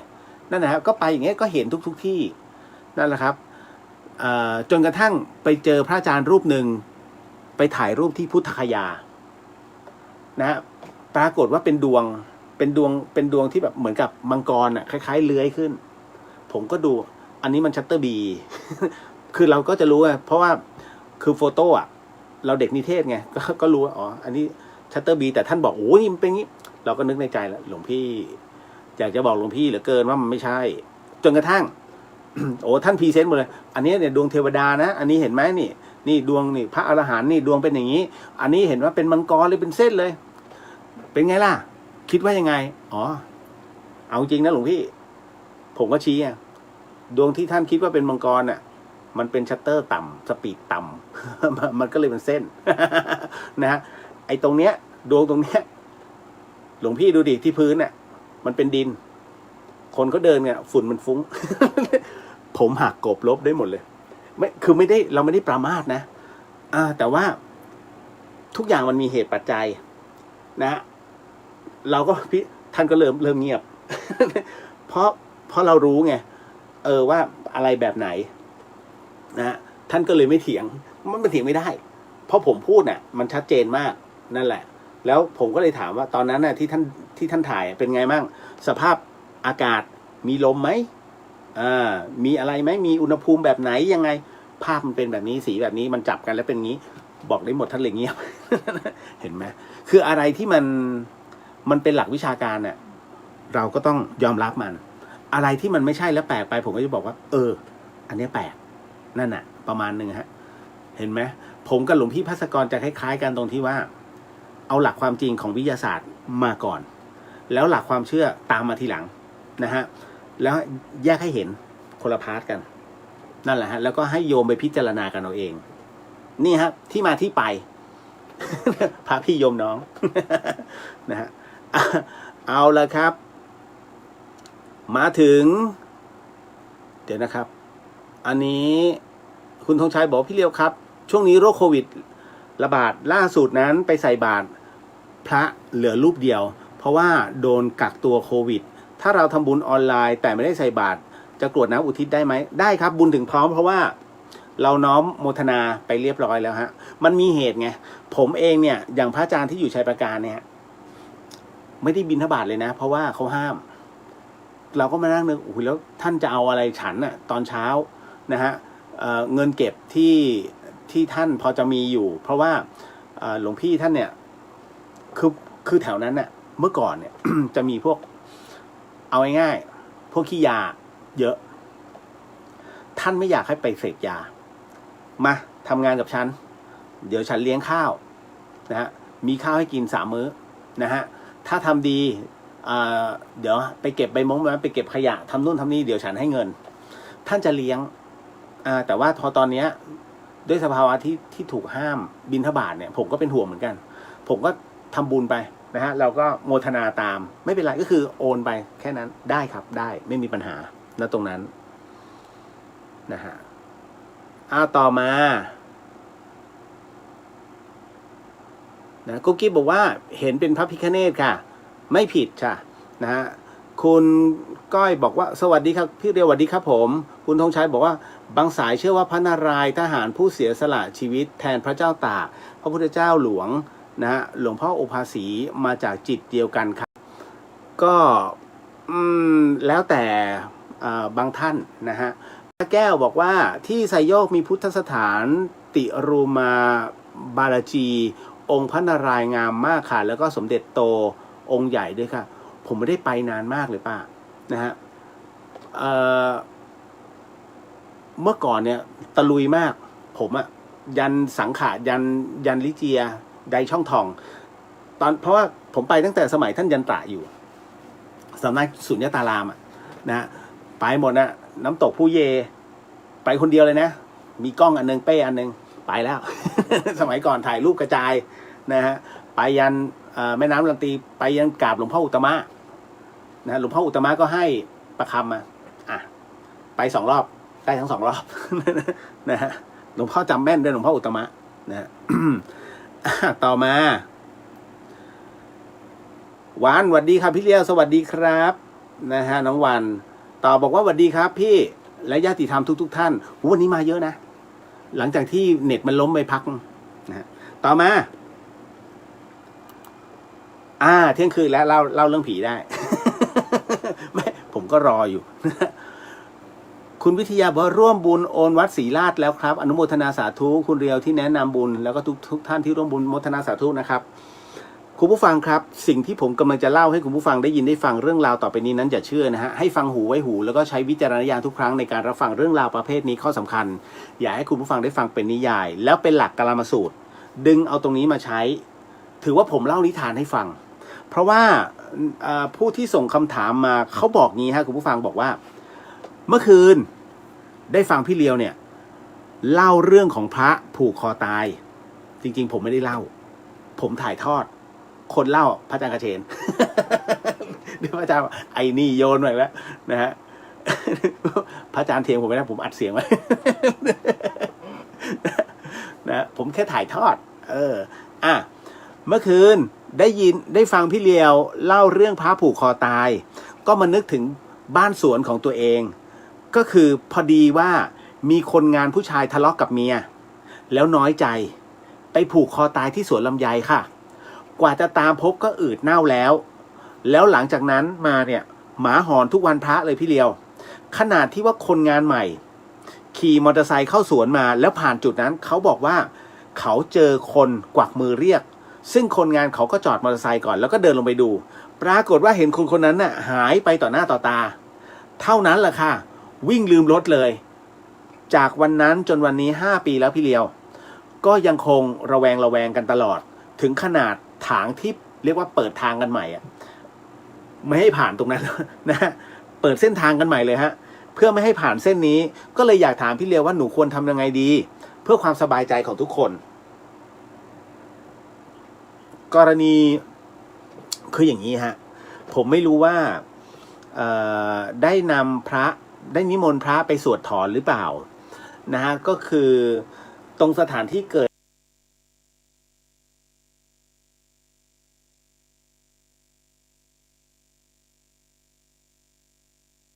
เหตุเนี่ยเพราะเขาก็ไปเสียชีวิตตรงนั้นไงไปเสียชีวิตตรงทางเดินเล่นจำได้ใช่ไหมฮะมันจะมีอยู่เคสหนึ่งผมถึงบอกนั่นแหละมันคือสถานที่ที่เขาตายมันคือสถานที่ที่ถูกลิขิตว่าเขาต้องตายนะฮะแล้วใครคือคนกำหนด1เจ้ากรรมนายเวร2ตัวกรรมเป็นตัวลิขิตว่ามึงวันเวลาสถานที่ตรงนี้เท่านั้นสำหรับคนคนนี้เช่นเดียวกันฮะกรณีของผู้เสียชีวิต ที่สวนน้องเนี่ยด้วยตัวกรรมมันบังคับแล้วก็บีบคนมันเป็นทุกข์นะฮะแต่ทุกข์แบบนี้ไม่อยากไปซ้ำเติมเพราะว่าทะเลาะกับเมียคือน้อยใจเมียนะฮะเรื่องอะไรไม่รู้ไม่สืบสาวแต่ว่าเหตุเกิดขึ้นแล้วเมื่อเสียชีวิตลงนั้นสิ่งหนึ่งที่ทำได้ก็คือปลดปล่อยแล้วก็ส่งบุญให้นะครับอันนี้คือเป็นกุศลนะครับเพราะฉะนั้นเนี่ยกรณีแบบนี้นะครับที่เขามาให้เห็นอย่างที่พระอาจารย์เชนพูดเมื่อวานเนี้ยเขาไม่ได้มาหลอกนะเขามาในปรากฏแค่อยากขอบุญนะฮะแล้วก็บอกว่าฉันยังอยู่นะตรงนี้เพราะฉะนั้นสิ่งหนึ่งที่อยากให้ทำนะฮะถ้าระแวงจริงทำบุญฮะทำบุญทั้งพื้นที่เลยจัดทำบุญบ้านแล้วล้อมสายสิญจน์ทั้งหมดทั้งมวลนะฮะแล้วก็ขออานิสงส์ผลบุญทั้งหมดทั้งมวลเนี่ยอุทิศให้ทั้งเทวดาด้วยทั้งตัวเขาด้วยนะฮะบนพื้นที่ทั้งหมดแล้วเราไม่รู้หรอกในขณะที่เราพรวนดินไปเนี่ยไส้เดือนตายกี่ตัวนะฮะถ้าเรามีบ่อปลาเราได้เคยตกปลาขึ้นมามาตายอะไรมากมายไหมฆ่างูไปกี่ตัวนะฮะหนูเหนือทั้งหมดทั้งมวลทำบุญให้เขา นั่นแหละครับมันมีแต่ผลดีกับผลดีไม่ได้มีผลเสียเลยนะฮะอย่างน้อยความเป็นมงคลเกิดขึ้นนะครับเพราะฉะนั้นพระเขาถึงไม่ให้ขุดดินเพราะถ้าขุดดินไปเจอไส้เดือนนี้เรียบร้อยปาณาติบาตเรียบร้อยเลยนะฮะเพราะฉะนั้นนะครับนั่นคือเขามาแค่ขอบุญนะไม่ได้มีอะไรซับซ้อนนะฮะอันนี้นะครับแล้วก็ทำบุญได้ก็จะดีมากนะฮะแล้วหลังจากนั้นเนี่ยก็ไม่น่าห่วงแล้วน้องติดไฟซะนะครับที่มันดูน่ากลัวเพราะหนึ่งเป็นสวนถูกไหมฮะสองไฟเข้าไม่ถึงจินตนาการมาล้ำเลิศเลยอุ้ยตายแล้วข้างนอกมืดกูทำไงดีวะ แล้วขี่รถเครื่องเชียงใหม่คุณลองออกไปนอกเมืองดิเอาแค่สันปะตองเนี่ยขนลุกแล้วเอาแค่สวนลำไยแถวๆนั้นนะโอ้ยคุณเอ้ยอย่างมืดเป็นผมก็กลัว นะไม่ได้กลัวผีนะกลัวถูกปล้น จริงๆไม่ค่อยมีเมืองเหนือไม่ค่อยมีนะฮะ ต่อมาตามนั้นนะมีโอกาสทำบุญนะครับนิดหนึ่งมีผู้ถามมาว่าการที่เราคิดร้ายอันนี้ต้องฟังทุกท่านนะครับการที่เราคิดร้ายคิดไม่ดีคิดอกุศลเนี่ยถือว่าเป็นกรรมไหมครับโมทนาสาธุกับคำถามนะครับน้องครับเป็นประโยชน์มากเป็นไหมฮะทุกท่านนะฮะเมื่อก่อนเนี่ยผมเนี่ย หลวงพี่มักจะสัมภาษณ์หลวงพี่ภาสกรเวลาโยมเขาถวายเนี่ยมึงคิดอะไรไม่ดีเขาไหมถ้าป้าแล้วถ้าพวกป้าไม่มีหรอครับ ผมก็บอกอย่างนี้แล้วถ้าพวกสาวๆล่ะมันก็มีบ้างหลวงพี่แหมผมก็ผู้ชาย สมัยก่อนนะฮะ เสร็จปุ๊บไอเนี่ยคิดไม่ดีแล้วท่านก็เลยยกตัวอย่างเรื่องราวที่แบบเนี้ยโอ้โหอายมากตอนนั้นอายมากหลวงพี่เล่นกูแล้ว ตอนนั้นแบบกุ้มใจมากนะหลวงพี่ยกเคสผมมาเล่า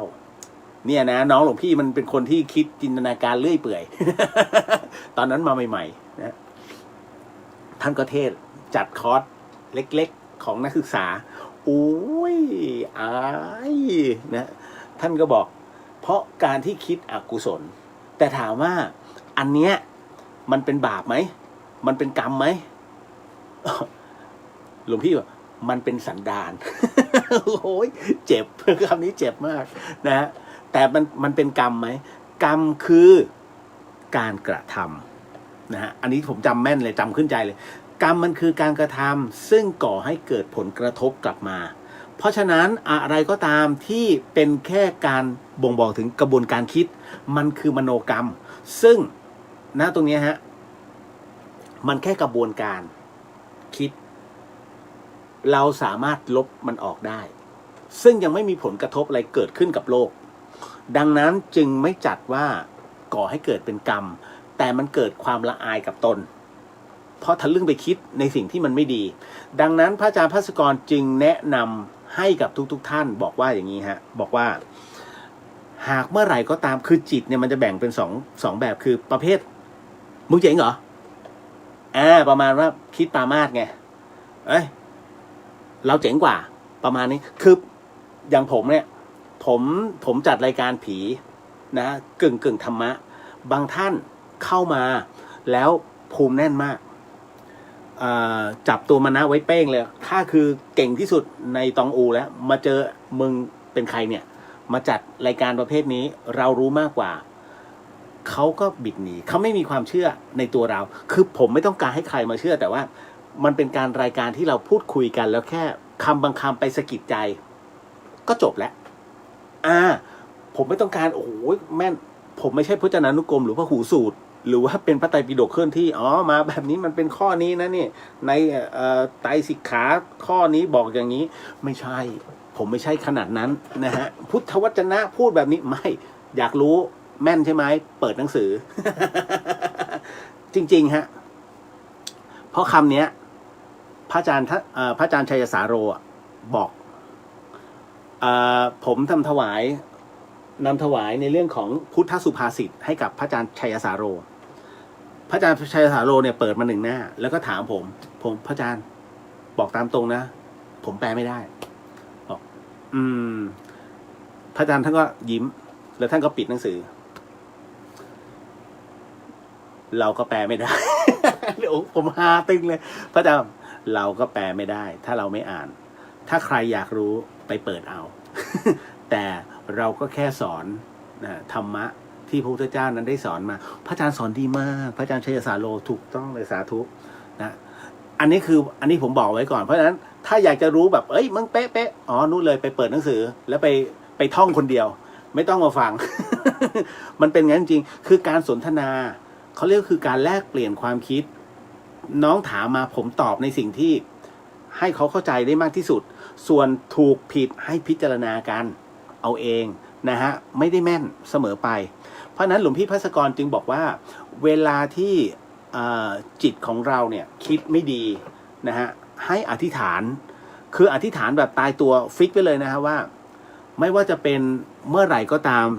วันเวลาไหนก็ตามที่จิตหนึ่งที่ไปคิดอกุศล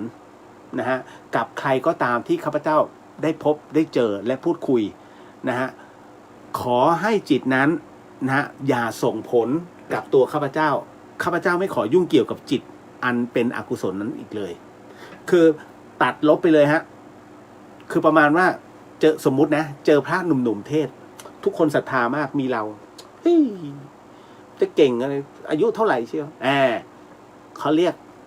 เริ่มปรามาสแล้วก็เริ่มเป็นจิตเริ่มเป็นอกุศลมันจะเป็นอย่างนี้เพราะฉะนั้นเราอธิษฐานดักเลย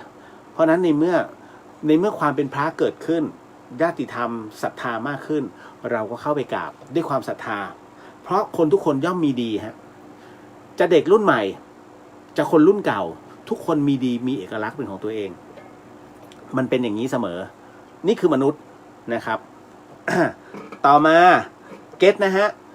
การที่เราคิดร้ายคิดไม่ดีคิดอกุศลถือเป็นกรรมไหมไม่เป็นนะฮะมันแค่กระบวนการคิดลบซะอธิษฐานเหมือนที่หลวงพี่ภัสกรท่านได้บอกเอาไว้เห็นไหมฮะสังเกตไหมผมจะหยิบอยู่2 อัน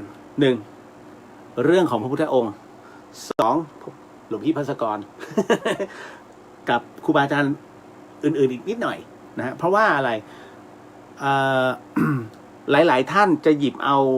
เรื่องราวของครูบาอาจารย์ซะส่วนใหญ่มาพูดน้อยมากที่จะหยิบเรื่องของพุทธองค์ทั้งที่คนค้นพบเนี่ยตกลงครูบาอาจารย์หรือว่าพุทธองค์พระพุทธเจ้านั่นแหละผู้ค้นพบคนแรกแล้วสืบต่อกันมาโดยครูบาอาจารย์เราแต่เรากลับให้ความสำคัญนะตรงนี้มากผมจำไม่ได้ว่ามีหลวงตารูปหนึ่งนะท่านพูดขึ้นมาบอกว่าทุกคนมักจะพูดถึงในเรื่องของพระอื่นแล้วหลวงตาไม่เห็นมีใครพูดถึงพระพุทธเจ้าเลยทั้งที่พุทธเจ้านั้นเป็นผู้ที่ค้นพบพระองค์แรกผมเก็ตเลยนั่นนะฮะธรรมพุทธเจ้ารู้แล้วเลยสาธุพระอาจารย์นพพร พระอาจารย์นพพรพระอาจารย์ผมพระอาจารย์หลวงพี่อีกทีหนึ่งนะพระอาจารย์นพพรพระอาจารย์นพพรอาทิตย์จวังโสนะฮะท่านจะสอนให้ทุกคนเวลานั่งสมาธิเป็นสมถะให้ภาวนาแค่คำเดียวนะฮะคำเดียวเลยว่างคือทุกอย่างต้องว่างทำให้ว่างนะฮะนั่นคือพระอาจารย์คุณจะเข้าไปอยู่ในป่าท่านอยู่ในป่า อยู่รูปเดียวด้วยนะฮะจนปัจจุบันท่าน70 กว่าก็ยังอยู่รูปเดียวนะฮะก็ยังมีศรัทธาเข้าไปอยู่เรื่อยๆนะที่เชียงดาวครับนะเอาล่ะต่อมาตึ๊ดคุณแคลสาธุครับอันนี้ทำบุญกันใช่ไหมพระแก้วบอกว่าเคยถือศีลที่วัดหลวงพ่อยันตะผีดุค่ะประตูเปิดเองได้ผีอยู่ในวัดเลยค่ะสุญญตารามเหรอฮะป้าแก้วเคยได้รับลูกประคำจากหลวงพ่ออุตตมะเช่นกันค่ะ30 กว่าปีที่แล้วประมาณนั้นนะอุ้ยไม่ผมอยู่สมัยมหาลัยน่าจะปี3-4ผมได้อันนั้นน่ะได้ไปกราบขับรถไปเลยสังขะนะฮะ แต่ของที่ศูนย์ยตารามนี่ผมแบกเป้ไปแล้วก็ไปนอนตรงนั้นจนไปเจอน้องที่อยู่จำได้ว่าอยู่ผมจำชื่อน้องไม่ได้อยู่เทคนิคการแพทย์มหิดลแล้วไปเดินป่าด้วยกันน้องคนนี้เก่งมากคือเขาไปศูนย์ยตารามหลายรอบแล้วพาผมเดินเข้าไปในป่าเดินไปตรงที่ท่านยันตะนะฮะเดินไปเรื่อยๆเดี๋ยว ท่านยันตะอมโลภิกขุ เมื่อก่อนนี้รูปงามมากแต่โดนข้อหากับสีกาจันทร์ต้องบินไปอเมริกาหนีไปอเมริกาที่เขาบอกว่านุ่งเขียวก็คือเขาเรียกว่าจิ้งเขียวนะเดี๋ยวจะพูดถึงนะตรงนี้ก่อนเพราะว่าอันเนี้ยมันมีเรื่องราวของพระอาจารย์ยันตะด้วยเดี๋ยวค่อยมาว่ากันคือใครที่มีอคติทางด้านลบกับท่านยันตะเดี๋ยวฟังก่อนนะจะลบไม่ลบถึงได้บอกว่าจิตอะไรที่เป็นอกุศลลบไปก่อนอย่าเพิ่งไปวุ่นวายกับมันนะฮะก็ลองฟังเหตุผลก่อนว่าใช่ไม่ใช่แต่ผมในกลางๆเพราะว่าอันนี้เป็นเรื่องเล่าที่เขาวิเคราะห์กันผมก็จะเอาหยิบมาเล่าตรงนี้ผมเล่าก่อนว่าน้องคนนี้พาผมเดินโอ้โหล้อป่าประมาณ5-6 โลเดินล้อจนไปเจอถ้ำใหญ่ถ้ำหนึ่งฮะป้าแก้วตรงนั้นเนี่ยพอเข้าไปในถ้ำทางฝั่งขวาของถ้ำจะมีแค่อันหนึ่งน้องบอกว่าเนี่ยพระอาจารย์ยันตะจะมานั่งสมาธิที่นี่แล้วพอเดินเข้าไปข้างในมืดมากแล้วมันจะเป็นโพรงเป็นหลุมเลย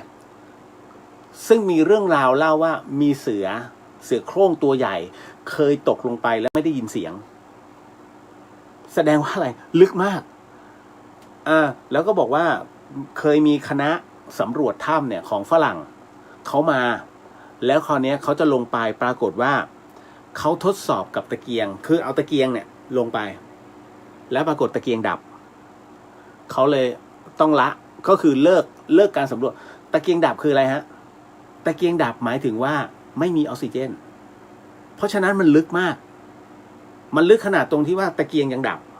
วิธีการวัดของฝรั่งเขานะผมก็เพิ่งรู้เหมือนกันนะตอนนั้นนะ แล้วก็ได้เดินออกมานะก็มา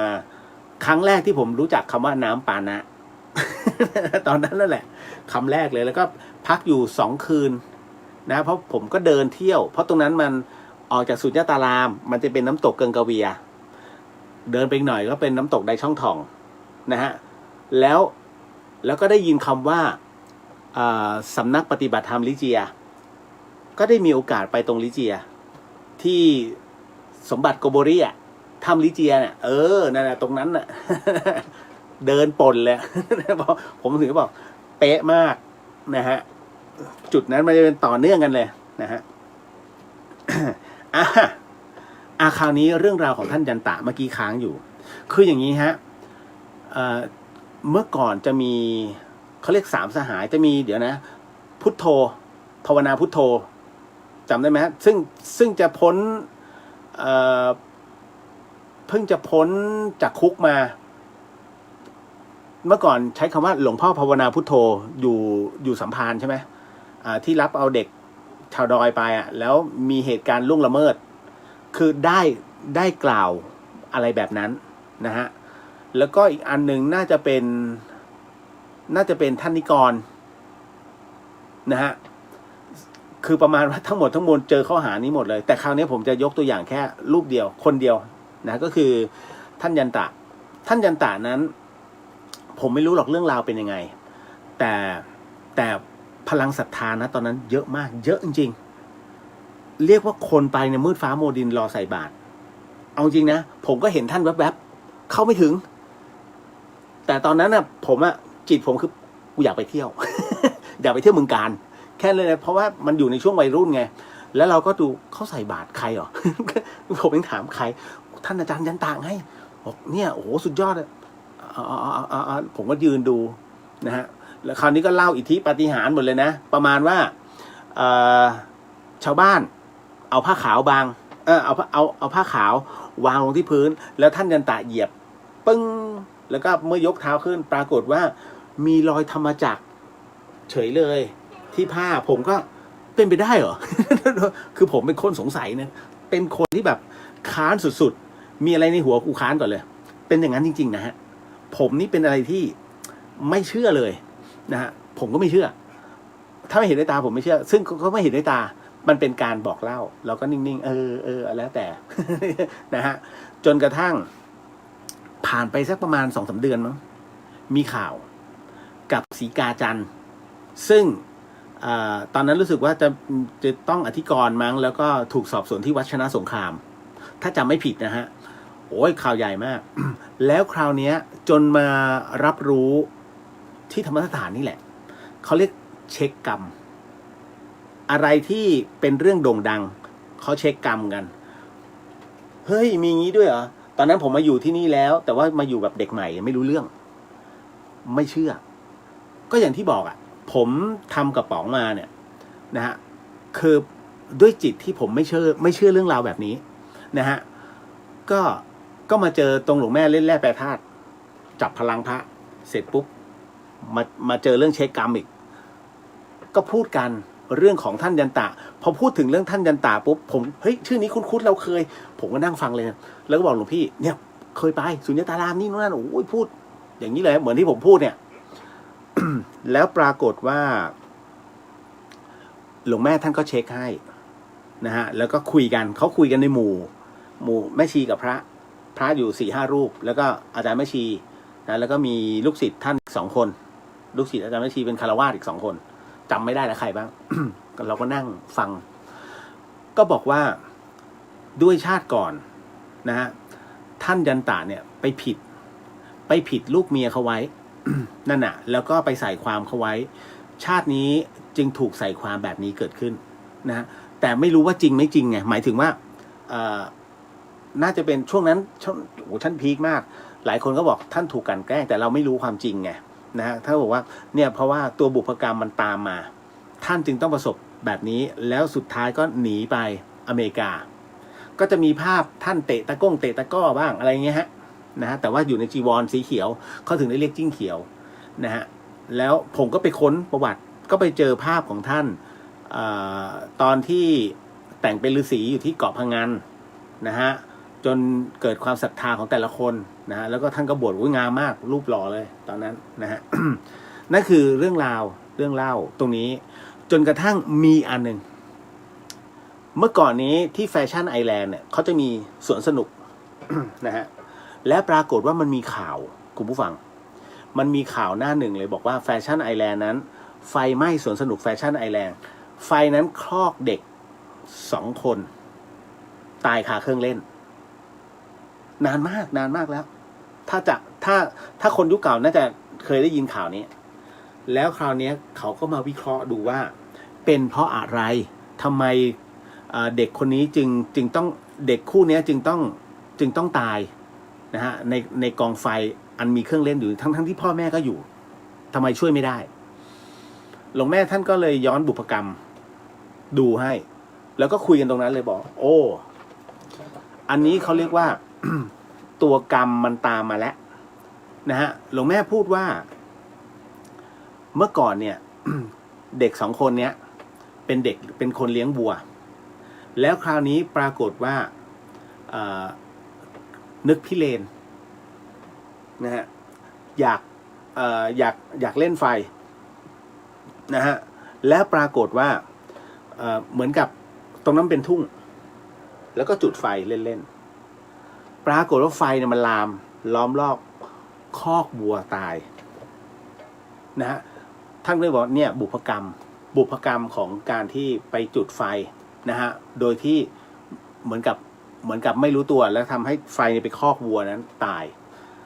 มันก็เลยตามมาตรงเนี้ยคือไฟมาจากไหนไม่รู้แล้วสุดท้ายก็คอกตายเด็ก2 คนนี้รู้สึกว่าจะอยู่เครื่องเล่นคาเครื่องเล่นข้างบนอ่ะที่เป็นรางๆอ่ะคล้ายหนูอ่ะวิ่งตามรางรถหนูอ่ะประมาณนั้นก็ฟังไว้เป็นนิยายนะฮะฟังไว้เป็นนิยายนั่นน่ะคือเป็นอะไรที่เฮ้ยมันจริงเหรอมันเป็นคำถามผมไงนั่นแหละจนกระทั่งเรามาเชื่อสนิทเมื่อไม่กี่ปีที่ผ่านมานะเอาจริงนะตอนที่ผมเรียนมโนมยิทธิแล้วก็เรียนในเรื่องของกสิณเนี่ยก็ยัง50-50นะครับคือพระอาจารย์ท่านก็รับรองแล้วว่ามึงโอเคแล้วแต่พอเราตายวันที่ผมตายอ่ะ วันนั้นแหละเชื่อ100%เลยว่าอีกโลกหนึ่งที่ผมเคยสงสัยนะมันมีจริงเว้ยแค่นั้นเลยฮะเรื่องของเรื่องมาจุดพีคตรงที่ว่าผมเห็นคนอย่างผมเนี่ยเยอะมากนั่นคือวัยรุ่นทั่วๆไปกูไม่เชื่อนี่คือผมเลยเพราะฉะนั้นผมจึงเฉยๆนิ่งๆโอ้ยเวลาพี่เลี้ยวแม่งโม้พูดงั้นนี่ไม่เชื่อหรอกไม่มีจริงหรอกเรื่องนี้มันคือผมเลยผมกำลังเห็นเงาตัวเองแล้วผมถึงได้บอกอ๋อถ้าเจอแบบนี้ไม่ต้องเล่าฮะไม่ต้องพูดเลยคนประเภทนี้คือคนประเภทผมต้องให้เจอด้วยตัวเองแล้วเขาจะรู้ ต่อให้พูดแค่ไหนเขาก็ไม่เชื่อ เพราะมันปักธงว่าไม่เชื่อไงก็เหมือนคนที่แบบถ้าคุณเกลียดอะหายใจมึงยังผิดอะเหมือนกันนั่นนะฮะเพราะฉะนั้นเรื่องบางเรื่องต้องปล่อยให้เจอด้วยตัวเองแม้ว่ามันจะต้องใช้ระยะเวลาพอสมควรก็ต้องปล่อย เพราะนั่นคือการที่เขาถูกลิขิตมาแล้วนะฮะอันนี้เลยต้องบอกเอาไว้นะครับเดี๋ยวขออนุญาตเมื่อกี้รู้สึกผมจะลืมโมทนาขอโมทนาบุญนะฮะกับพี่บัวลมนะคุณพี่บัวลมใจแก้วซึ่งส่งชุด PPE แล้วก็มาสนะฮะมาให้และเดี๋ยววันศุกร์เดี๋ยวเห็นภาพครับเพราะผมจะเดินทางไปที่แม่ตื่นไปที่ฮอดแล้วก็อมก๋อยแบ่งทั้งหมดทั้งมวลพอดีว่าไม่ใช่ของพี่บุญลมคนเดียวก็จะมีของพี่ทิพย์ด้วยนะแล้วก็มีของน้องที่อยู่กรุงเทพของโรงแรมเดอะสยามเฮริเทจส่งมาช่วยก็จะแบ่งแล้วก็จะมีผ้าห่มของกองบุญหมื่นฟ้าซึ่งตรงเนี้ยเขาให้ไว้สำหรับอิ่มบุญอุ่นกายเนาะแต่ผมจะมอบให้กับโรงพยาบาลสนามก่อนนะพร้อมกับสับปะรดไม่ใช่สับปะรดขออภัยเป็นข้าวโพดกระป๋องมันเป็นข้าวโพดกระป๋องใหญ่อะเรียกว่ากินได้ประมาณ40 คนอะแต่ก็ถือว่ามอบให้เป็นอาหารว่างหรือว่าเป็นของหวานสำหรับโรงพยาบาลสนามนะฮะก็เดี๋ยวจะขนไปทีเดียวนั่นแหละอันนี้ก็ขอโมทนาบุญนะฮะแล้วคุณย่าสโนส่งผลไม้อบแห้งมาให้พร้อมกับลูกหยีโมทนาสาธุนะฮะโอ้ยต่อมาเดี๋ยวขออนุญาตนะครับตึ๊บคุณวิทยาสาธุอันนี้ไปแล้วนะครับป้าแก้วบอกใช่คุณธงชัยบอกว่าหลวงพ่อภาวนาพุทโธเนี่ยตอนเด็กๆที่บ้านเคยพาไปกราบเที่ยววัดด้วยครับเพราะว่านครปฐมใกล้บ้านเคยเคาะหัวผมด้วยฮะตอนโดนคดีเด็กชาวเขาว่ากันว่าท่านเลี้ยงผีด้วยนะฮะ ท่านยันตระเคยให้ประคำสมัยที่ท่านเป็นโยคีสุดยอดเลยนะฮะเพราะว่าภาพท่านตอนที่เป็นโยคีเนี่ยเดินที่ริมทะเลเกาะอันนั้นผมเห็นอยู่ภาพเดียวนะฮะส่วนหลวงพ่อผมว่าหลายๆรูปน่ะโดนวิบากเยอะนะฮะมันเป็นไปตามเหตุนะเนาะนะฮะ สวัสดีครับคุณเรียวสวัสดีครับนะฮะอันนี้บอกแล้วนะฮะพอดีคุณบุญลมกำลังฟังอยู่ด้วย ก็เลยบอกว่าโมทนาสาธุในบุญก่อนนะฮะคือตอนนี้เชียงใหม่ในเชียงใหม่เองเนี่ยประมาณ500 กว่าคนแต่เด็กเชียงใหม่หรือว่าคนเชียงใหม่ไม่รู้เลยว่าที่โรงพยาบาลสนามเนี่ยนะฮะหรือว่าทุกวันนี้ไม่ได้เช็คหรอกฮะว่ามีติดกันไหมเพราะอะไรเพราะว่าเขาเริ่มชินกับการที่มีโควิดแล้วบางคนไม่สวมแมสเอาจริงนะหลังมอเนี่ยดูได้พ่อค้าไม่ขายบางคนไม่ได้สวมแมสนะฮะแล้วก็น้องๆบางคนเล่นกีฬาวิ่งมาก็ไม่สวมแมสนะฮะคือต้องรอก่อนนี่คือคนไทยคือถ้ารอเป็นปุ๊บเอาละคราวนี้ระวังกันเป็นแถวเลยเยอะนะฮะ ที่โรงพยาบาลสนามนะฮะดังนั้นเช็คนิดนึงว่าที่เชียงใหม่ของเราเนี่ยผู้ป่วยเยอะแค่ไหนวันออกเขาไม่พูดเลยแต่จำนวนคนเข้าเนี่ยเข้าทีละ40 คน60 คนนะฮะเยอะนะทำเป็นเล่นใหม่เยอะนะครับนะฮะ แล้วจากนั้นเสร็จปุ๊บตอนนี้มันเริ่มระบาดทางฝั่งทางด้านตะวันออกก็คือแถวอมก๋อยนะฮะแม่ตื่นนะครับรวมไปถึงแม่เสลียงมาแล้วเขามาทางเส้นนู้นเพราะเข้าทางตากไงนั่นแหละแล้วก็ฮอตเป็นคัสเตอร์เยอะมากนะครับก็เลยจะต้องนำอุปกรณ์ตรงนี้ไปให้นะครับเอาละครับมาถึงคำถามเยอะมากนะฮะอันนี้น่าสนใจมากเดี๋ยวนะมันมีอันนึงฮะเดี๋ยวน้องก็ถามมาอย่างนี้คุณผู้ฟังพอดีแม่หนูจะเอาชุดกีฬาถวายพระ พอ อดีแม่หนูจะเอาชุดกีฬาถวายพระครับพี่เลียวเพราะว่าน้องชายหนูที่ตายไปอ่ะแกเป็นนักกีฬาตะกร้อ และแม่เขาฝันถึงนะเราสามารถนำถวายได้ใช่ไหมครับพี่ หลวงพ่อเจ้าค่ะนิมนต์สวมกางเกงตะกร้อแล้วก็ดีดสักทีสองทีลูกชายดิฉันจะได้ ได้อานิสงส์ นะฮะคือบางอย่างนะคุณผู้ฟังเรารวบเป็นกระบวนการในเรื่องของการถวายเป็นอย่างอื่นก็ได้เพราะไม่งั้นเนี่ยคนตายอยากได้อะไรเนี่ยคุณทำให้หมดในพระแย่เลยนะพอดีหลวงพ่อเจ้าค่ะลูกดิฉันมันติดยาแล้วมันตายพอดีฝันมันอยากได้สัก2 อืด ดิฉันก็เลยเอามาถวาย2 เม็ด ไม่ได้นะฮะคือคุณจะไปเอาตามที่คุณฝันหรือว่าวิญญาณเนี่ยมาขอเนี่ยถามว่ามันมีส่วนไหมมันก็มีส่วนนะฮะเพียงแต่อย่างนี้คุณต้องรวบสมมุติแหมลูกเป็นนักกีฬาคุณเอามาทั้งชุดเลยทั้งชุดกีฬาตะกร้อและเน็ตหลวงพ่อเจ้าคะพอดีอันนี้ลูกจะขอถวายให้กับลูกที่เขาเสียไปแต่ว่าอยากให้หลวงพ่อรับเอาไว้แล้วก็ไว้บริจาคถ้าอย่างนี้มีวัตถุประสงค์ไว้บริจาคให้กับโรงเรียนที่เขาขัดสนแล้วก็ยากจนอย่างนี้ได้คือบอกท่านบางทีท่านก็ตกใจเหมือนกันอุยโยม อะไรเหรอ อ๋อพอดีลูกอีฉันเป็นนักเทนนิสหญิงค่ะเลยเอากระโปรงมา ไม่ได้คือคุณต้องบอกวัตถุประสงค์บางทีท่านรับประเคนท่านรับเอาไว้ได้แต่คราวนี้บางทีท่านก็ไม่รู้จะเอาไปให้ใครวะมานั่งนึกนะฮะเดี๋ยวมันจะเสียของบอกเลยอันนี้ขอมอบนิดนึงขอกำลังบุญของหลวงพ่อหน่อยนะเพื่อเชื่อมต่อท่านก็จะโมทนาให้เห็นไหมฮะมันเหมือนกับเราถวายเพื่อเป็นกำลังบุญให้กับลูกแล้วเดี๋ยวท่านเอาไปถวายเป็นทานให้อีก2 ต่อ วิธีการทำบุญอย่างเงี้ยได้แหมถามว่าทำได้ไหมทำได้อย่างที่พี่เลียวว่านะไปบอกวัตถุประสงค์นะผม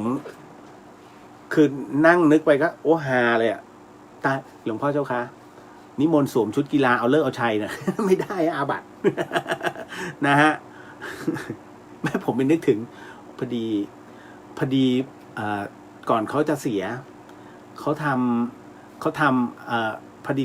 ตอนที่เขาเสียเนี่ยเขาดูดกัญชาทิ้งเอาไว้ หลวงพ่อเจ้าค่ะโอ้โหผิวเลย ไม่ได้นะฮะเรื่องบางเรื่องแล้วก็จะนึกจะถวายอะไรเนี่ยคุณต้องดูวัตถุประสงค์ก่อนนะอย่างเอาเสื้อเชิ้ตนำถวายหลวงพ่อเจ้าค่ะพอดีอันนี้แฟนดิฉันเสียไปแล้วก็ไม่รู้จะเอาทำบุญแล้วกันต้องมีวัตถุประสงค์นิดนึงนะถ้าพระท่านพอจะมีที่มาที่ไปเนี่ยท่านก็จะบอกโอเครับเดี๋ยวเอาไปเข้าคลังคอยบริจาคให้กับชาวบ้านว่าไปนะฮะกระจกจริงๆแล้วพระห้ามส่องกระจกนะถ้าไม่มีความจำเป็นถือว่าอาบัติ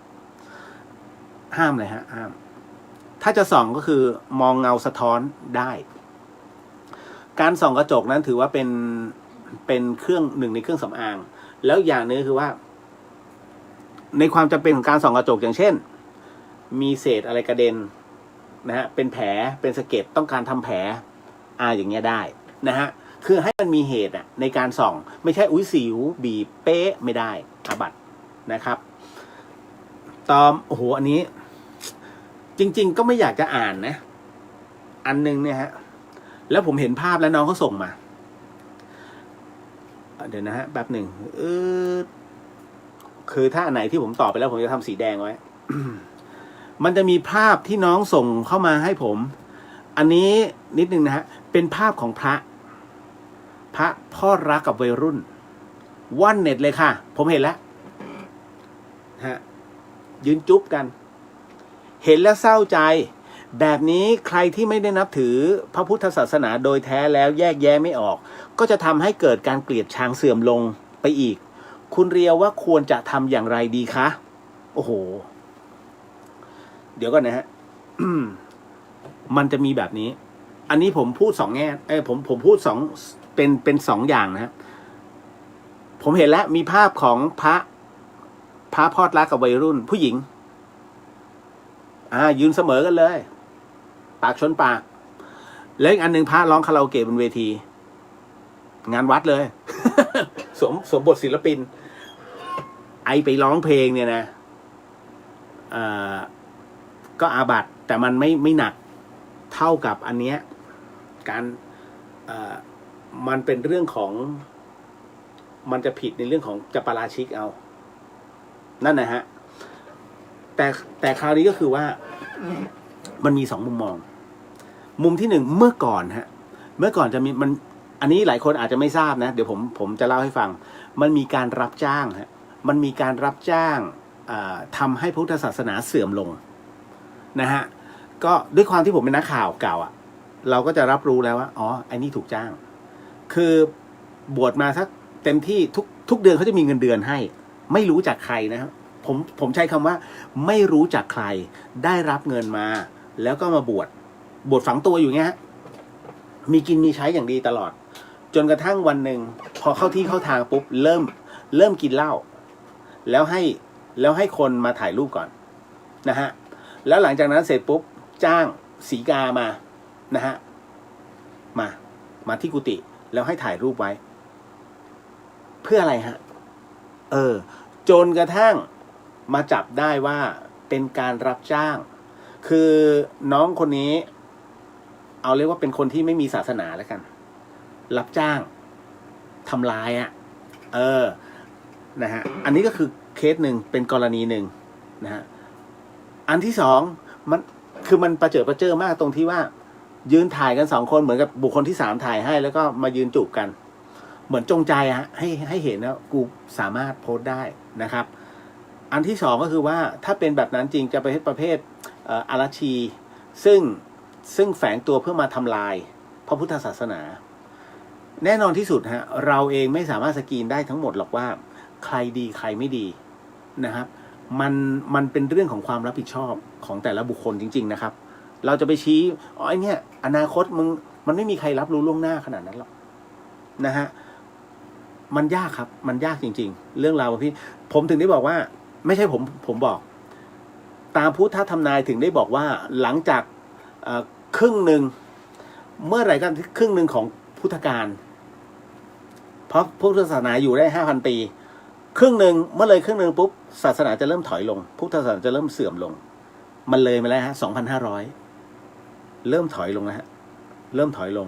หลายๆอย่างเริ่มเป็นปรากฏการณ์แล้วนะคำว่าศาสนาพุทธเริ่มเสื่อมลงในประเทศไทยผมใช้คำว่าในประเทศไทยนะศาสนาพุทธในพม่าเหนียวแน่นมากไทยใหญ่เหนียวแน่นมากเมืองลาวนั้นก็หมดไปก็นานแล้วนะฮะสังฆราชลาวก็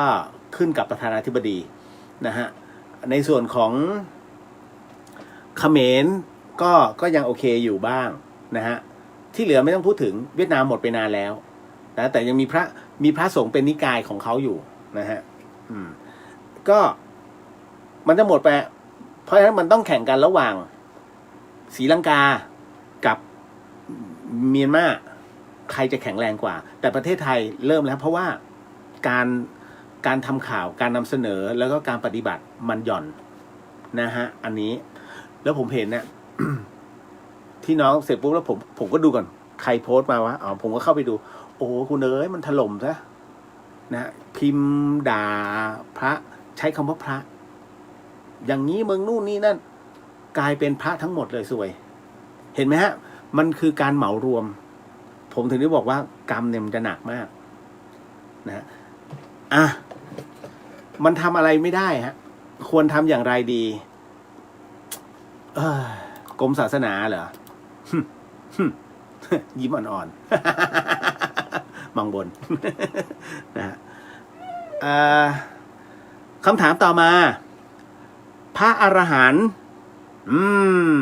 พระอรหันต์นั้นสามารถกลับมาโปรดโยมได้ไหมคะเพราะมีคนเขาเถียงกันว่าพระอรหันต์นั้นไม่สามารถกลับมาโปรดโยมได้นิพพานแล้วพระอรหันต์ก็นิพพานไปแล้วอีกคนบอกว่าสามารถกลับมาได้ก็เลยสงสัยค่ะ หลาย ๆ ท่านสงสัยไหมฮะ นะในเรื่องของพระอรหันต์นะฮะ คุณมุนาบอกว่าพระแต่ต้องผู้หญิงถือว่าอาบัติพระแก้วบอกทำไมยังไม่มีกฎหมายทำโทษผู้หญิงไปทำผิดกับพระด้วยคะหรือมีแล้ว อันนี้ตอบไม่ได้ครับเรื่องของคือพระจะถูกปกครองด้วยพระวินัยอะไรที่ไม่มีบัญญัติเนี่ยจะเป็นพระวินัยกับกฎของสังคมแค่นั้นเลยฮะถ้ากฎหมายมันต้องอย่างพระค้ายาบ้าเงี้ยต้องสึกแล้วมารับโทษทางบ้านเมือง จะมีพระวินัยมาก่อนนะฮะถ้าพระไม่ยอมสึกนี่ทำอะไรไม่ได้นะถูกจับขังก็อย่างนั้นเนี่ย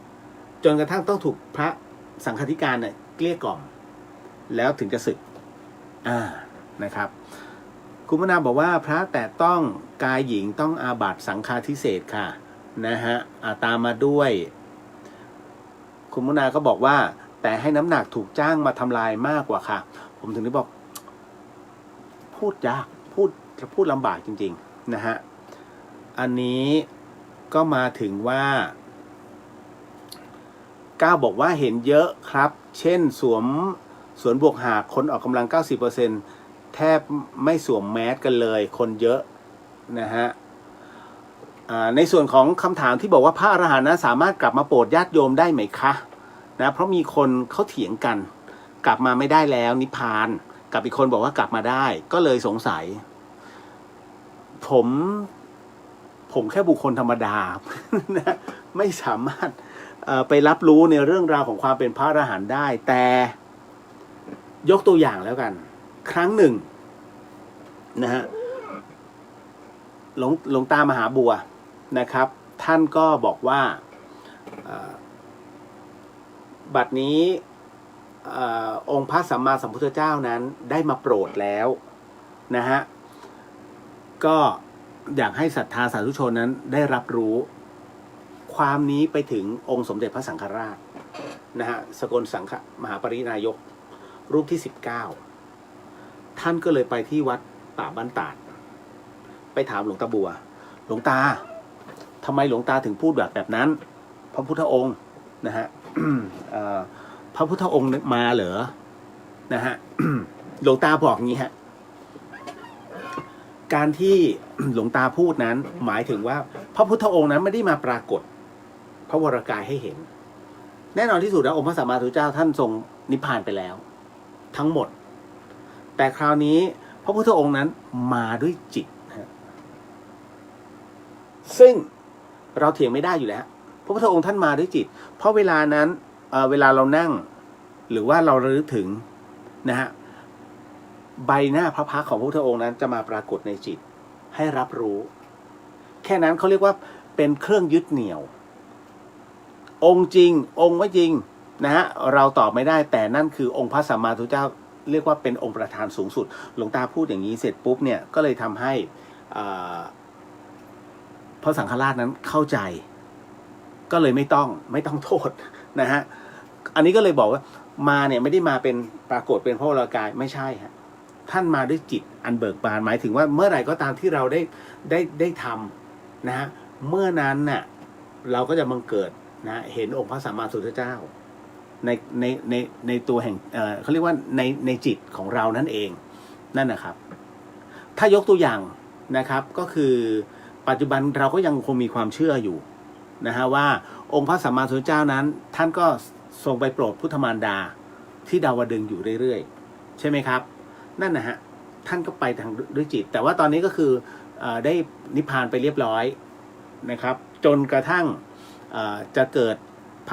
พระศาสดาองค์ใหม่ก็คือพระศรีอริยเมตไตรตามที่เราเข้าใจกันนะฮะประมาณนั้นเพราะฉะนั้นเนี่ยพระพุทธเจ้านั้นหรือว่าพระอรหันต์นั้นจะกลับมาไม่กลับมาผมก็ไม่สามารถจะบอกได้แต่ว่าให้ฟังประโยคของหลวงตาท่านแล้วกันก็คือว่าเวลาเรานั่งสมาธิหรือระลึกเนี่ยกายท่านไม่ว่าจะอยู่ในชั้นไหนก็แล้วแต่เป็นพระอรหันต์ในระดับที่นิพพานไปแล้วก็แล้วแต่รูปของท่านยังมาปรากฏอยู่ในจิตให้เราได้รับรู้แค่นั้นฮะแต่ไม่ใช่มาปรากฏแบบไม่ใช่นะครับอันนี้เก็ตเนาะ ผมก็ขอพูดเป็นกลางๆเพราะเรื่องบางเรื่องมันผมพูดยากนะคุณลองถามครูบาอาจารย์ได้นะท่านใดที่พอจะซีเปอร์กับครูบาอาจารย์รุ่นใหญ่ๆลองถามท่านดู นะทำอย่างไรดีอดโมโหไม่ได้พวกขี่รถส่งอาหารชอบมาปาดหน้าจอดขวางแล้วก็ออกตัวช้าเพราะเขามัวแต่มองโทรศัพท์แล้วรถข้างหลังก็มาเข้าใจผิดหาว่าเราไม่ดูไฟเขียวกลายเป็นว่าเราผิดซะงั้นใจมันก็เลยร้อนรนตลอดเลยค่ะ อ้าวน้องๆไรเดอร์น้องๆไรเดอร์ที่ฟัง 104.5 อยู่นะฮะที่จังหวัดเชียงใหม่เอาฟังไว้นะฮะน้องๆอย่าไปปาดเขามากขี่เบาๆหน่อยเข้าใจว่าจะต้องรีบไปส่งอาหารแต่ก็ต้องเข้าใจเขาด้วยคนที่เขาใช้ถนนเขาก็รีบเหมือนกันถ้ามันชนขึ้นมาอาหารน้องจะไม่ได้ส่ง อันนี้ผมเข้าใจเลยนะเพราะว่าผมเองก็เคยมีน้องฟู้ดแพนด้านะฮะหลบฝั่งซ้ายอะไรนะหลบฟอร์จูเนอร์แล้วหักมาชนผมก่อนที่ผมจะทำสีใหม่ฝั่งซ้ายเลยแล้วล้อไปขัดตรงกองบินตรงสนามบินนั่นแหละฮะ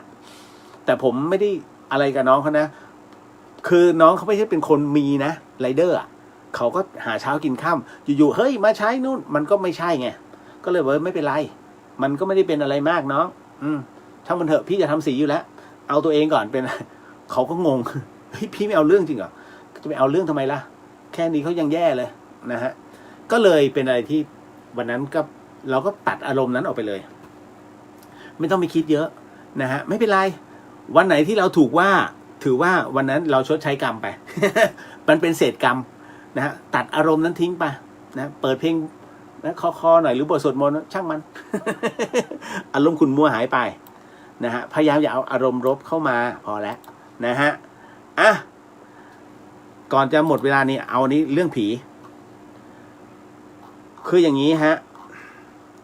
คุณผู้ฟังถามมาว่าพี่เลียวเดี๋ยวไม่ใช่ดิอ๋อนี่ข้อนี้เลยคำถามนี้พี่ครับผมไปถวายภัตตาหารเพลให้พระที่หมู่บ้านแล้วปรากฏว่าท่านก็เล่าว่าท่านจะตื่นทำวัดเช้าตอนตี 3ทุกวันปรากฏว่าเมื่อสัปดาห์ที่ผ่านมาฮะเจอวิญญาณพระด้วยกันกดบ่าท่านวิญญาณพระกดบ่าท่านแล้วบอกว่าให้หลับต่อท่านบอกว่าอยู่ๆเนี่ยร่างกายของท่านก็อ่อนแรงแล้วก็หลับต่อมาตื่นอีกทีนึงตอน6 โมงเช้าฮะแล้วท่านก็ออกบิณฑบาตขนาดกรวดน้ำให้ผีตอนนี้ก็ยังมาในบางครั้งอีกครับอยากทราบว่ากรณีแบบนี้เป็นเพราะอะไร 1. แกล้ง 2. อยากได้บุญนะครับก็ คืออย่างนี้กรณีที่จะทำวัดเช้าแล้วกดบ่าลงไปใช่ไหมแล้วปรากฏว่าท่านมีอาการกลับไปง่วงเหมือนเดิมนะถ้ามองในแง่ทางโลกก็พักผ่อนเถอะ พักผ่อนเถอะนะฮะแล้วเดี๋ยวค่อยไปทำวัดเย็นทีเดียวนะแล้วก็คือมันอ่อนแรงแล้วแต่ว่าตื่นมาปุ๊บเนี่ยก็ออกบิณฑบาตอันนั้นคือท่านทำกิจของสงฆ์นะฮะจริงๆแล้วทานศีลภาวนามันต้องมาพร้อมกันนะฮะผมเชื่อมั่นว่าไม่ใช่ปัญหาน้องอันนี้ท่านเล่าให้ฟังท่านมีวิธีพระเนี่ยท่านจะรู้วิธีอยู่แล้วล่ะนะฮะว่าจะต้องอะไรแบบไหนอะไรยังไงใช่ไหมคือกรณีแบบนี้ไม่ได้มีอะไรมากมายหรอกครับก็มากระเซ้าเย้าแย่แหละท่านจะมีวิธีแก้ของท่านเชื่อสินะฮะแต่อันที่2คือแน่นอนที่สุดอยากขอบุญหน่อยนะฮะเพราะเวลาพอทำใบกรวดน้ำเสร็จปุ๊บเนี่ยเขาก็ไม่มาถูกไหมเนี่ยเดี๋ยวค่อยดูนะออกพรรษาไปแล้วเป็นกฐินปุ๊บแล้วพอได้อานิสงส์กฐินปุ๊บไปเลยบุญของอานิสงส์กฐินแรงนะครับเพราะฉะนั้นเวลาใครไปร่วมงานเป็นเจ้าภาพกฐินกรวดน้ำแล้วรีบให้แรงมากนั่นคือเป็นเพราะอะไรก็ว่าพระสงฆ์ที่จำพรรษาอยู่ในพรรษานั้นท่านชำระศีลตลอดแล้วอยู่ครองวัดครบตามพระวินัยคุณจะหาเทศกาลแบบนี้ได้ที่ไหน 1 ปีมี1 เดือนนะฮะดังนั้นถ้าที่ไหนเนี่ยที่ท่านทำกฐินแล้วคุณไปร่วม เมื่อร่วมงานเสร็จปุ๊บรีบส่งกระจายบุญทันทีสัพพวิญญาณที่ได้รับนั้นรับเยอะมากนะฮะแรงอานิสงส์กฐินแรงมากนะครับอันนี้ก็ถือว่าเป็นเรื่องราวเป็นภูมิรู้ที่นำเสนอให้กับคุณผู้ฟังได้รับฟังนะครับยังมีคำถามอีกเพียบเลยนะฮะมีเรื่องปั้นเหน่งที่ยังไม่ได้พูดมีเรื่องตำรวจที่ครอบถุงพลาสติกเดี๋ยวจะเครียดไปซะอันนี้เอาไว้พรุ่งนี้ก็ได้ใช่ไหมฮะเพราะว่าท้ายที่สุดแล้วเนี่ยไม่มีอะไรที่มันดีกับตัวมันเป็นเรื่องของวุฒิภาวะแล้วอารมณ์ นะฮะหมดละ นะฮะโอ้นี่ยังมีนะเรื่องภูเขาทะเลอะไรเนี่ย จะควรจะพาพระอะไรไปแบบไหนอันนี้เดี๋ยวนะฮะคุณธงชัยบอกว่าพระแก้วบอกว่าคราวก่อนนู้นผู้หญิงอยู่กับพระหนุ่มกรรชัยเอาออกทีวีอีก นะฮะคุณธงชัยบอกว่าพระอรหันต์ผมว่ากลับมาได้ครับเหมือนคนจบด็อกเตอร์แล้วจะลงไปสอนเด็กอนุบาลหรือว่าสอนเด็กมหาลัยครับแบบพระอาจารย์เสถียรโพธินันทะนะฮะผมคิดว่าท่านเป็นพระอริยะระดับหนึ่งนะฮะมาเพื่อโปรดแม่ท่านแล้วก็พระพุทธศาสนาช่วงนั้นนะครับคุณมุนาบอกว่าอาจารย์เสถียรท่านจะมาฟังธรรมแล้วก็จะบรรลุธรรมต่อหน้าพระศรีอริยเมตไตรเลยค่ะนะฮะโมทนาคุณปฐมพรโมทนาสาธุทั้งหมดทั้งมวลก็ต้องใช้ในเรื่องของกลามสูตรนะครับในการรับฟังแต่ท้ายที่สุดนะผมเคยคุยกับพระอาจารย์เปลี่ยนเรื่องของพระอรหันต์ท่านบอกว่าหากผู้ใดเป็นพระอรหันต์แล้วนะฮะไม่ใช่หมดหน้าที่แต่ยังมีหน้าที่ในการที่เขาเรียกว่าเป็นเสาหลักนะฮะให้คนได้เห็นมีกำลังใจในเรื่องของการปฏิบัติธรรมต่อไปนะฮะอันนั้นก็คือผมย่อความตอนที่ผมถามตรงๆเลยเพราะพระอาจารย์ภัสกรให้ผมถาม นะฮะมันเป็นเรื่องที่ตอนนั้นท่านกำลังอยากได้ข้อเท็จจริงนะฮะเพื่อจะเอาไปโต้ตอบกับครูบาอาจารย์อีกสายหนึ่งนะผมก็เลยไปถามให้พระอาจารย์ท่านก็บอกว่าจริงๆแล้วเนี่ยก็ยังคงต้องทำหน้าที่แม้ว่าจะสำเร็จแล้วก็ตามแต่ท่านบอกว่าท่านไม่ใช่พระอรหันต์นะพระอาจารย์เปลี่ยนนะตอนนั้นท่านบอกท่านไม่ใช่พระอรหันต์แต่ถ้ารูปใดที่ท่านสำเร็จเป็นพระอรหันต์นะท่านก็ต้องทำหน้าที่ท่านต่อก็คงจะต้องรักษาธาตุขันธ์เพื่อให้หลายๆคนนั้นได้เห็นและเป็นมีกำลังใจในการปฏิบัติธรรมต่อไปนั่นนะฮะนั่นคือคำตอบที่ผมได้รับเอาละฮะหมดเวลาแล้วฮะสาธุนะฮะสิ่งหนึ่งสิ่งใดที่ผิดพลาดพลั้งไปก็ขออโหสิกรรมมาณที่นี้ไม่ได้ตั้งใจหรือมีเจตนาก็ขอมอบอานิสงส์ผลบุญในค่ำคืนนี้ให้กับคุณผู้ฟังที่ฟังทางช่อง YouTube วัดฝายหินนะฮะเชียงใหม่รวมไปถึงช่อง Facebook ของวัดฝายหินทุกๆช่องด้วยก็ขอให้ได้รับอานิสงส์ผลบุญในค่ำคืนนี้ด้วยเช่นกันแล้วก็ขอมอบอานิสงส์ผลบุญในค่ำคืนนี้ให้กับผู้ฟังที่ฟัง Facebook นะไม่ว่าจะเป็นเรียวเดอะเฮียนนะครับแล้วก็พุทธิสิทธิ์รัตนสมบูรณ์ก็ขอให้ได้รับอานิสงส์ผลบุญในค่ำคืนนี้ด้วยเช่นกันฮะพบกันใหม่กับเรื่องราวดีๆแบบนี้ในวันพรุ่งนี้สำหรับค่ำคืนนี้ราตรีสวัสดิ์นะครับพี่น้องชาวเชียงใหม่ราตรีสวัสดิ์นะครับคุณผู้ฟังทุกท่านแล้วเจอกันครับวันพรุ่งนี้สาธุกับคำถามเนาะบ๊ายบาย